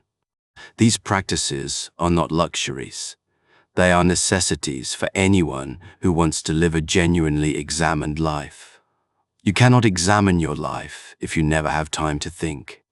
You cannot develop wisdom if your mind is constantly in reactive mode, responding to stimuli, rather than engaging in active reflection. The Socratic life is also a life of courage. Not primarily physical courage, though that may be required at times, but moral and intellectual courage. The courage to face uncomfortable truths about yourself. The courage to admit you are wrong when the evidence demands it. The courage to stand by your principles when doing so is costly. The courage to pursue truth, even when you do not know where it will lead. This courage is rare because it requires giving up the comforts of certainty, conformity, and self-deception. It is easier to avoid questions that might undermine your self-image. It is easier to go along with the crowd than to think independently. It is easier to rationalize away evidence that challenges your beliefs than to revise those beliefs. But Socrates demonstrated that this easier path leads to a life not worth living. Better to face reality honestly, even when reality is difficult, than to live in comfortable illusions.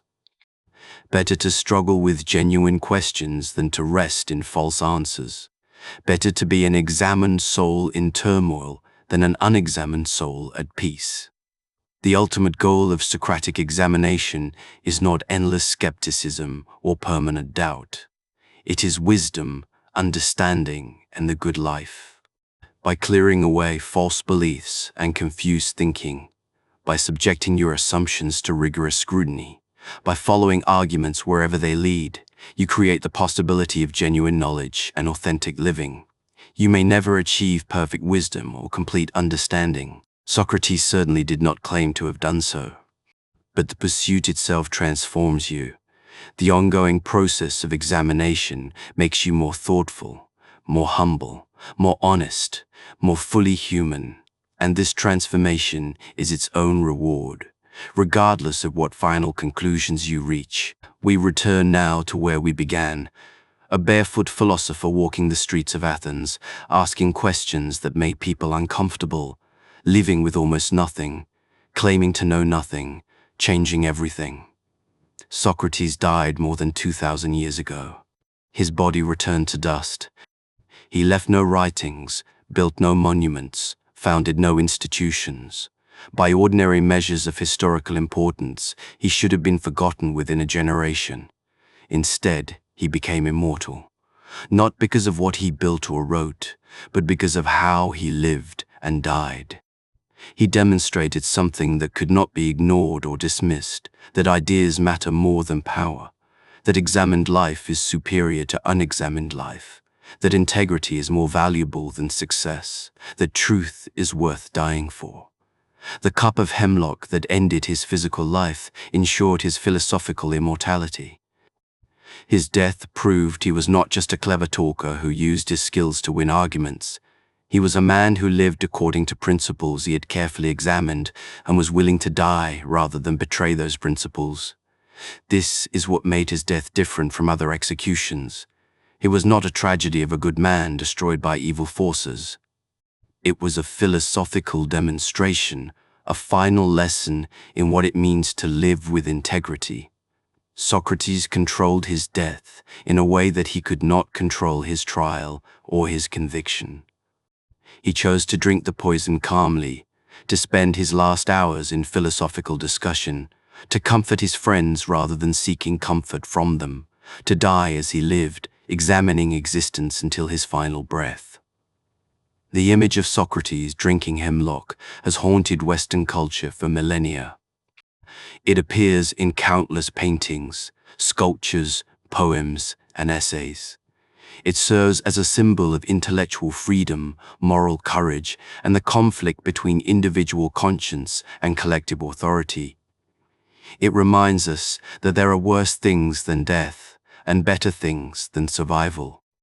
This image gains power from its contrast with how most people face death.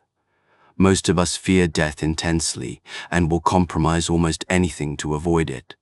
We will betray principles, abandon friends, degrade ourselves, give up freedom, anything to extend physical existence a little longer. Socrates showed that it is possible to face death differently, to maintain dignity and integrity even in the face of annihilation, to value your soul more than your body. This does not mean seeking death or being reckless with life. Socrates did not choose to die. He chose not to live in a way that would violate his principles. Given the choice between life through compromise and death through integrity, he chose integrity. This is a very different thing from choosing death for its own sake. The lesson is that some things are worth defending at the cost of life itself. Your principles, your integrity, your commitment to truth, these are more precious than mere biological continuation. A life lived in betrayal of your deepest values is not really life at all, but a kind of living death, a shell of existence emptied of meaning. Most people never face a choice this stark. You probably will not be asked to choose between your principles and your life, but you face smaller versions of this choice constantly. Will you compromise your integrity for career advancement? Will you stay silent about injustice to maintain social approval? Will you abandon your beliefs when holding them becomes costly? Will you betray your own judgment to conform to the crowd? Each time you face such a choice, you are deciding what kind of person you want to be. Each compromise chips away at your integrity. Each moment of courage strengthens it. The cumulative effect of these choices determines whether you become someone who knows what they stand for and lives accordingly, or someone who drifts through life without clear principles or authentic selfhood. Socrates challenges you to be the former, to live examined life with full awareness of what you are choosing and why, to develop principles through careful thought and hold to them with courage, to value your soul's integrity more than any external good, to become the kind of person who could face death with equanimity because you had lived with integrity. This is an extraordinarily high standard. Most people fall short of it, including most people who admire Socratic philosophy. But the standard itself is valuable, even if we cannot fully reach it. It gives us something to aim for, a vision of human excellence that transcends mere competence or success. The influence of Socrates' death extends beyond individual inspiration to shape how we think about political authority and civil disobedience. His execution raised fundamental questions about the relationship between the individual and the state, between conscience and law, between moral truth and collective judgment. Athens had laws, and Socrates had benefited from those laws his entire life. Did he therefore have an obligation to obey them, even when they commanded his death?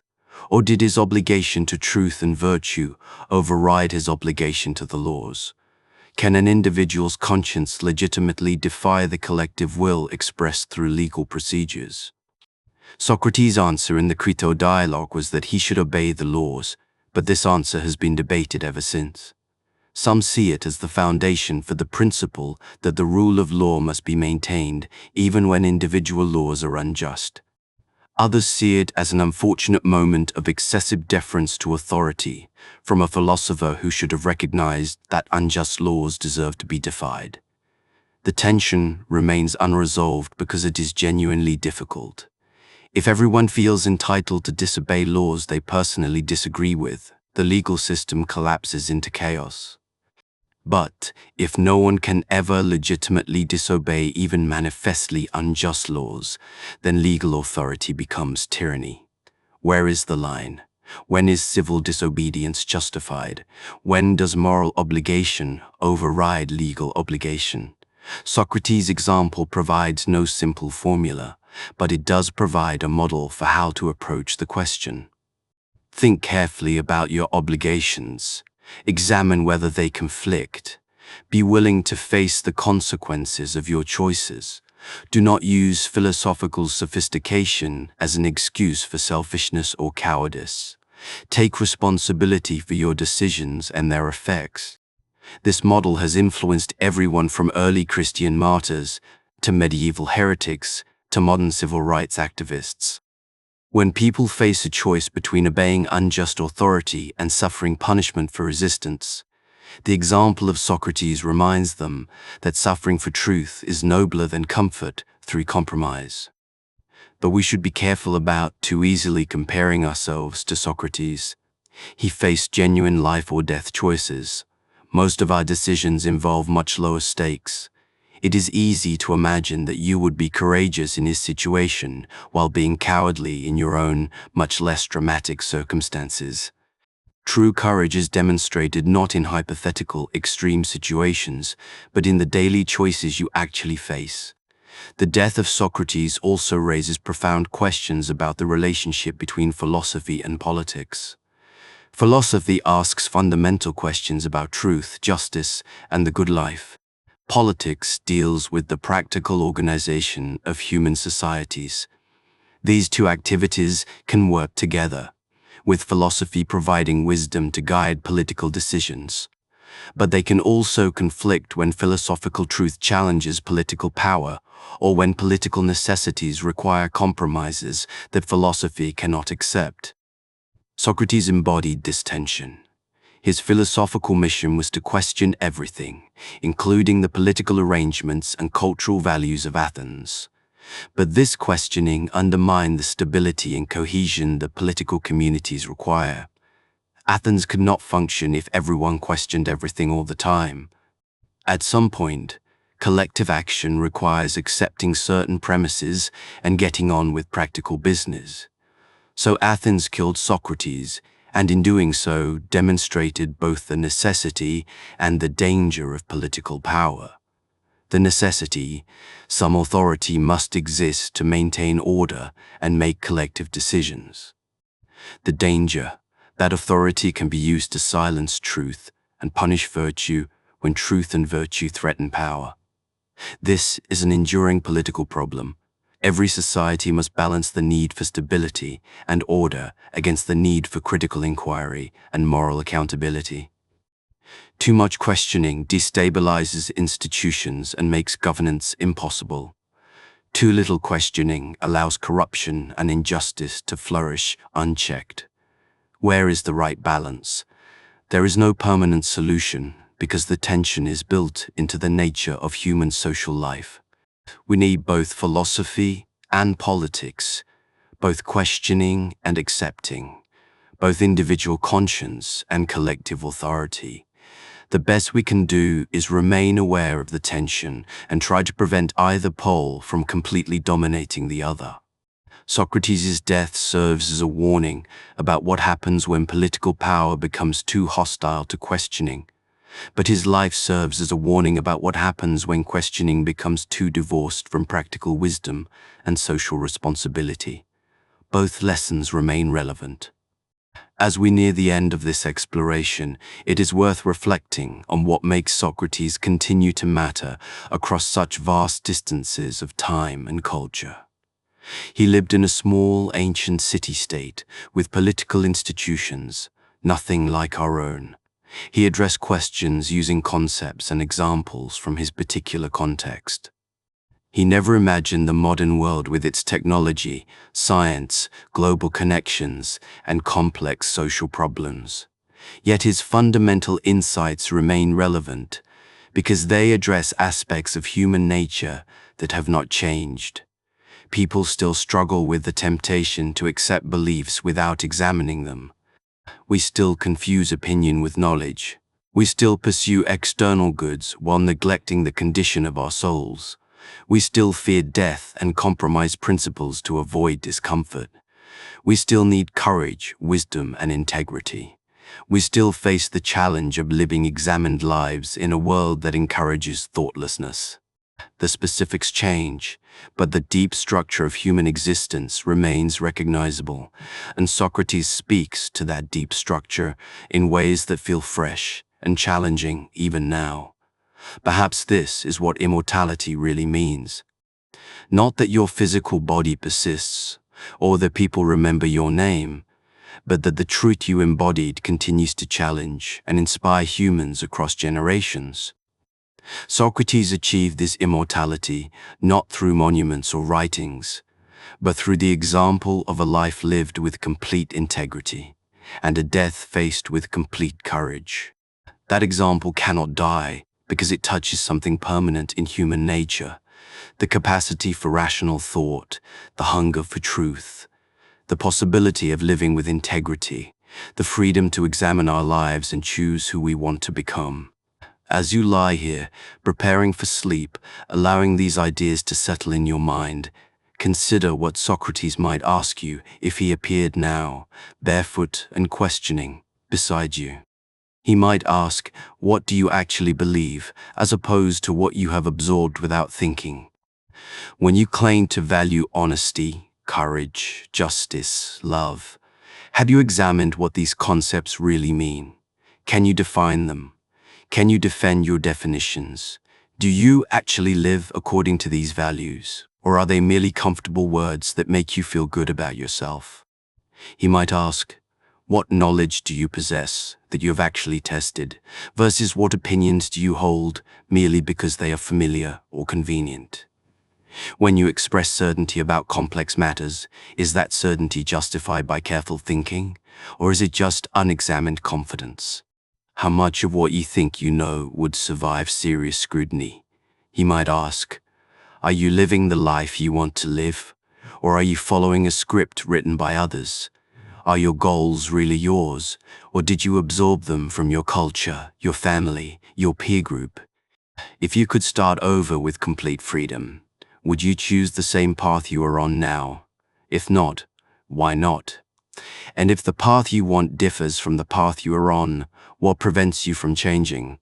He might ask, what are you becoming through your daily choices? Are you developing wisdom or remaining in comfortable ignorance? Are you strengthening your integrity or compromising it in small ways that accumulate over time? Are you caring for your soul or neglecting it while pursuing external goods? He might ask, what would you be willing to die for? What principles matter so much to you that you would maintain them even at the cost of everything else? And if you cannot identify any such principles, what does that tell you about how you are living? These are not comfortable questions. They are designed to disturb your sleep, not ensure it. But perhaps that disturbance is exactly what you need. Perhaps you have been sleeping too soundly, drifting through life without the wake-up call that only genuine self-examination can provide. Socrates was a gadfly who stung Athens awake. What he offers you is the same sting, the same uncomfortable questioning, the same invitation to examine whether your life makes sense and whether you are living in a way that honors your capacity for rational thought and moral choice. You do not have to accept his challenge. Most people do not. It is easier to live unexamined, to accept conventional wisdom, to pursue culturally approved goals, to never deeply question whether what you are doing actually makes sense. This path requires less courage and less intellectual effort, but it also leads to a life that remains unconscious of itself, that never achieves full awareness or authentic selfhood, that reaches the end having been busy but not necessarily having lived. The alternative is examination. To take seriously the possibility that you might be wrong about important things, to be willing to question your deepest assumptions, to care more about truth than comfort, to value your soul's condition more than your bank account, to develop genuine wisdom rather than accumulating unexamined opinions. This path is difficult. It requires intellectual courage and moral strength. It may make you unpopular with people who prefer not to be questioned. It may force you to make changes in your life that are uncomfortable or costly. It may lead you to conclusions that conflict with what your community believes or what your culture values. But Socrates demonstrated that this path, difficult as it is, leads to something invaluable, a life that is genuinely your own, lived according to principles you have actually examined, guided by wisdom you have actually earned, possessed of an integrity that cannot be taken from you, even by death itself. This is what the examined life offers. Not perfect happiness or worldly success or freedom from suffering, but authenticity, integrity, and the possibility of genuine wisdom. The choice of whether to pursue this life is yours to make, and you make it new every day through the small decisions about whether to question or accept, whether to think carefully or drift along, whether to care for your soul or neglect it. What would Socrates say if he knew that 2,400 years after his death, people were still contemplating his example and wrestling with his questions? Perhaps he would say that this is exactly what he hoped for. Not that people would worship him or agree with everything he said, but that they would keep questioning, keep examining, keep pursuing wisdom, even knowing they might never fully achieve it. Perhaps he would say that the questions matter more than the answers, that the pursuit is more important than the destination, that the examined life is its own reward, regardless of what conclusions you reach.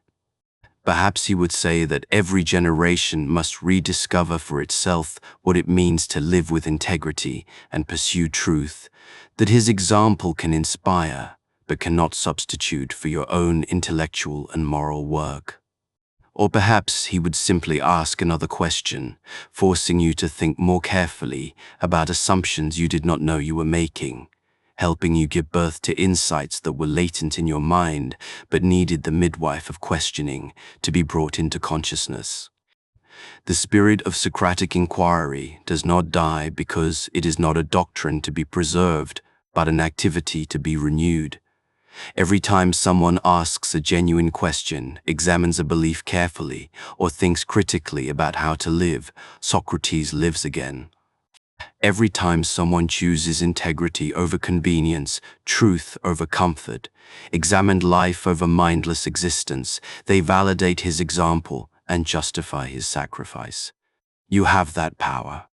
You can embody Socratic wisdom in your own life and time, addressing your own questions and challenges, developing your own capacity for critical thought and moral courage. You do not need to become an ancient Greek philosopher. You just need to take seriously the idea that your life is worth examining and that you have both the capacity and the responsibility to think carefully about how you are living. The questions remain. They have not been answered definitively because they cannot be. Each person must grapple with them anew, discovering their own path to wisdom through their own intellectual and moral effort. But the questions themselves endure because they touch something fundamental about what it means to be human. What is justice? What is courage? What is the good life? What do you actually know? What should you care about? How should you live? These questions were urgent in ancient Athens. They remain urgent now, They will remain urgent as long as human beings possess rational minds and moral freedom, as long as we can choose between examined and unexamined life, as long as we face the challenge of being fully human. Socrates asked these questions relentlessly, lived them completely, and died for the principle that they matter more than survival itself. His example stands as permanent testimony to human potential for wisdom, courage, and integrity. As you drift towards sleep, let these thoughts settle in your mind. Let the image of a barefoot philosopher walking the streets of Athens, questioning everything, owning almost nothing, claiming to know nothing, yet changing everything. Let this image remind you of what is possible when a human being commits completely to the examined life. Let it remind you that ideas matter, that integrity is precious, that wisdom is achievable, that courage is possible, that examined life is superior to unexamined life, that your soul's condition matters more than any external circumstance. Let it challenge you to live more thoughtfully, more honestly, more courageously than you did yesterday. Let it inspire you to ask questions, examine assumptions, think carefully about what matters, and live according to principles you have actually tested, rather than opinions you have merely inherited. Let it give you the courage to face uncomfortable truths, to admit ignorance where ignorance exists, to change your mind when evidence demands it, and to stand by your principles when doing so is costly. This is the gift that Socrates offers across the centuries. Not answers, but questions. Not comfort, but challenge.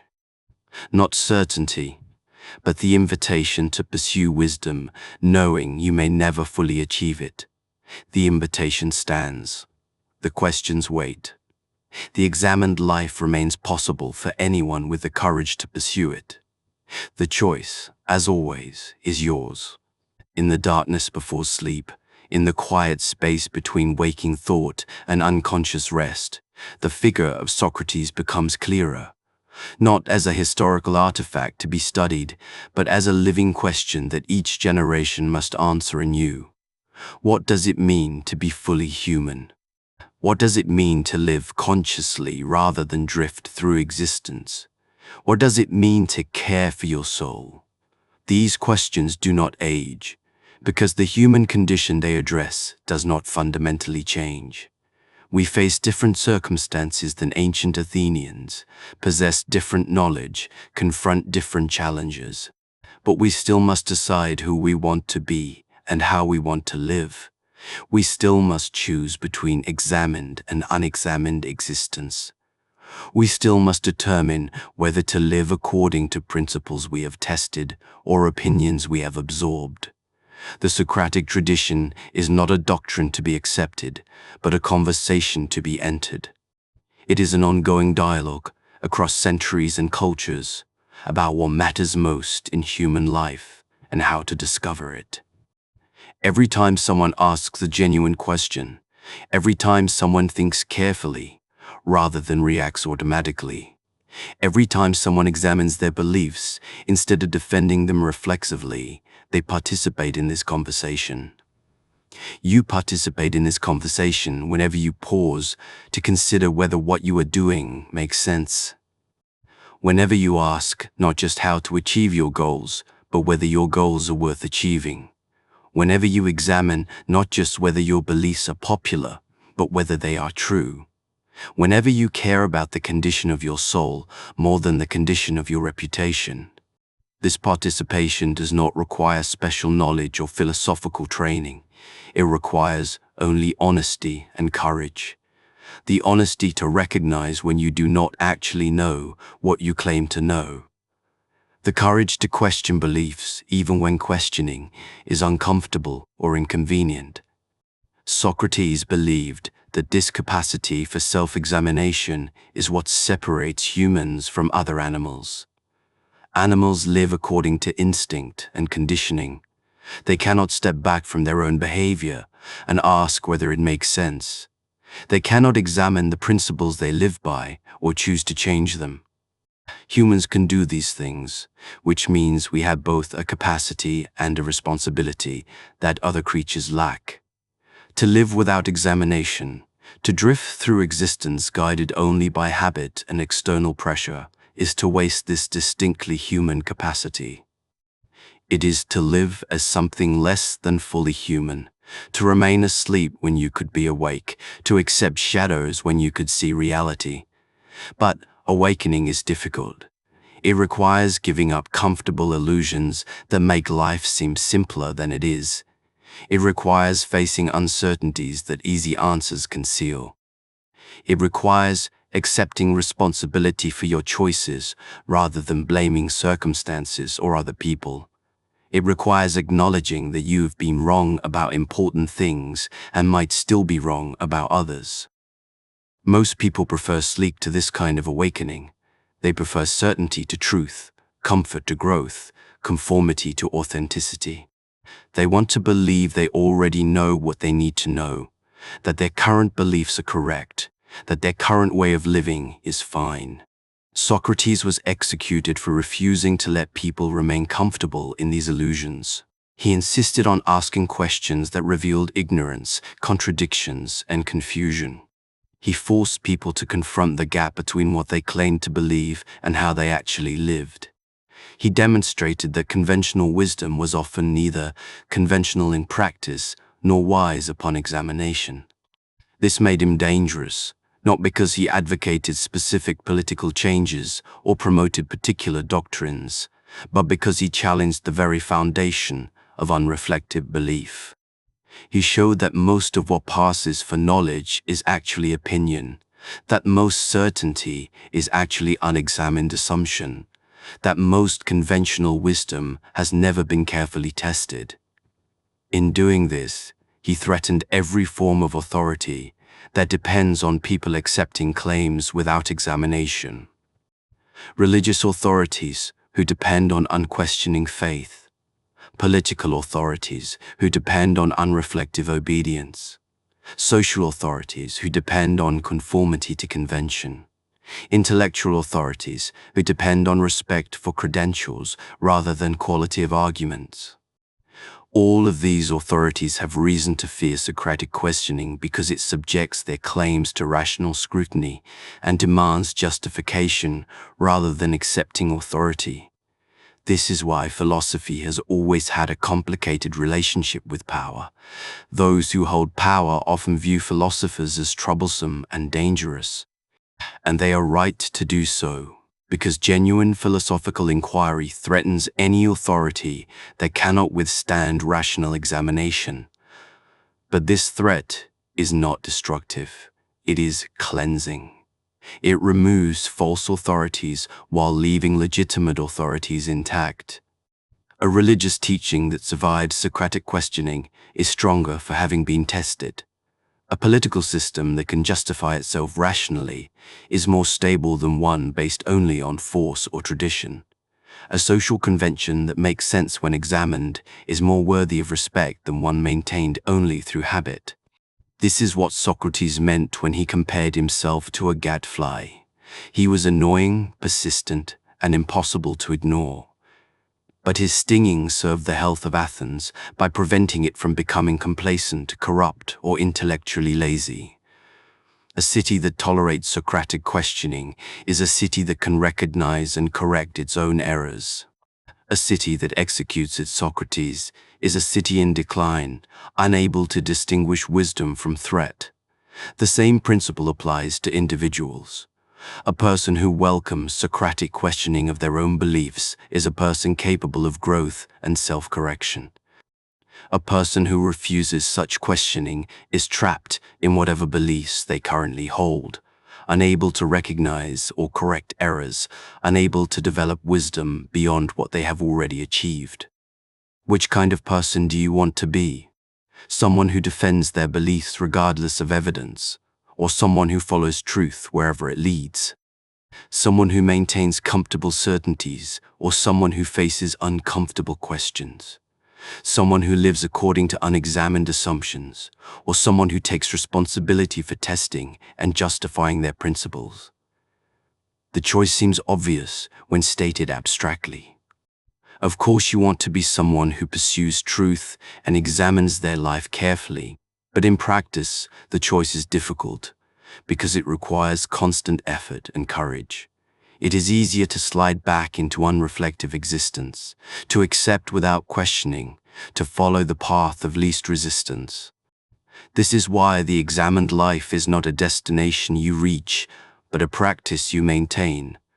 You cannot examine your life once and then be done with it. New circumstances arise, new challenges emerge, new beliefs form. Each requires fresh examination. The questioning never ends because life never stops presenting new situations that demand thought and choice. Socrates understood this, which is why he never wrote a treatise claiming to have final answers. He understood that philosophy is an activity, not a possession. It is something you do, not something you have. The moment you think you have achieved wisdom and can stop examining is the moment you begin to lose whatever wisdom you had achieved. This ongoing examination is exhausting. It would be much easier to accept a complete system of beliefs and stop thinking. This is what most people do, whether the system comes from religion, politics, culture, or some combination. They find a worldview that seems to make sense, adopt it wholesale, and stop questioning. Socrates would say this is a form of spiritual death. You have stopped growing, stopped learning, stopped becoming more fully human. You are now just maintaining a fixed position rather than pursuing wisdom. You have achieved certainty at the cost of truth. But maintaining uncertainty is psychologically difficult. Human beings crave certainty and stability. We want to know what is true, what is good, what we should do. We want firm ground beneath our feet, not the constant questioning that leaves everything provisional and subject to revision. Socrates offers no relief from this discomfort. He insists that genuine wisdom requires accepting uncertainty about many important questions, maintaining intellectual humility while still trying to think as carefully as possible. This is not the same as relativism or skepticism. You can believe things while acknowledging you might be wrong. You can act on your best judgment while remaining open to better arguments. You can commit to principles while continuing to examine them. This balance between commitment and openness, between belief and doubt, between confidence and humility, this is the mark of Socratic wisdom. It is much more difficult than either dogmatic certainty or skeptical relativism, but it is also more honest and more conducive to genuine understanding. As sleep approaches, as conscious thought begins to dissolve into dreams, the lessons of Socrates remain, not as doctrines to memorize, but as challenges to meet, not as problems solved, but as questions to carry with you into tomorrow and all the days that follow. The examined life is available to you. The path of questioning, thinking, and choosing consciously rather than drifting. The commitment to truth over comfort, integrity over success, wisdom over opinion. The courage to face your own ignorance and the honesty to admit it. The strength to live according to principles you have actually tested rather than assumptions you have merely inherited. This path is difficult. It offers no guarantees of happiness, success, or social approval. But it offers something more precious. The possibility of becoming fully human, of living consciously rather than sleepwalking through existence, of caring for your soul rather than neglecting it, of achieving genuine wisdom rather than accumulating empty opinions. Socrates walked this path to his death, demonstrating that some things are worth defending at any cost. His example has inspired millions across centuries to live more examined lives, to think more carefully, to choose more consciously, to become more fully themselves. That example remains available. The questions remain open. The invitation stands. What will you do with it? How will you live? What kind of person will you become? The answers are yours to discover through examination, through questioning, through the hard work of thinking carefully about what matters and choosing wisely how to live. Socrates cannot answer these questions for you. No one can. You must do the work yourself. but you do not do it alone. You participate in a conversation that stretches across centuries, joining everyone who has taken seriously the Socratic challenge to examine their lives and pursue wisdom. You walk a path that countless others have walked, facing challenges that are both unique to you and universal to humanity. In this conversation, in this ongoing examination, in this eternal pursuit of wisdom, the spirit of Socrates lives on. Not as a frozen historical figure, but as a living question that each person must answer through how they choose to live. The question is simple but profound. Will you examine your life, or will you let it remain unexamined? The answer determines everything else. Rest now, but carry these questions with you. Let them work in your unconscious mind while you sleep. Let them challenge your comfortable assumptions. Let them inspire your courage. Tomorrow, when you wake, the examined life will still be possible. The questions will still be waiting. The choice will still be yours. Socrates asked nothing more than this, that you use the gift of rational thought to examine how you live and choose consciously who you want to become. This is enough. This is everything. The rest is sleep. And in sleep, perhaps wisdom,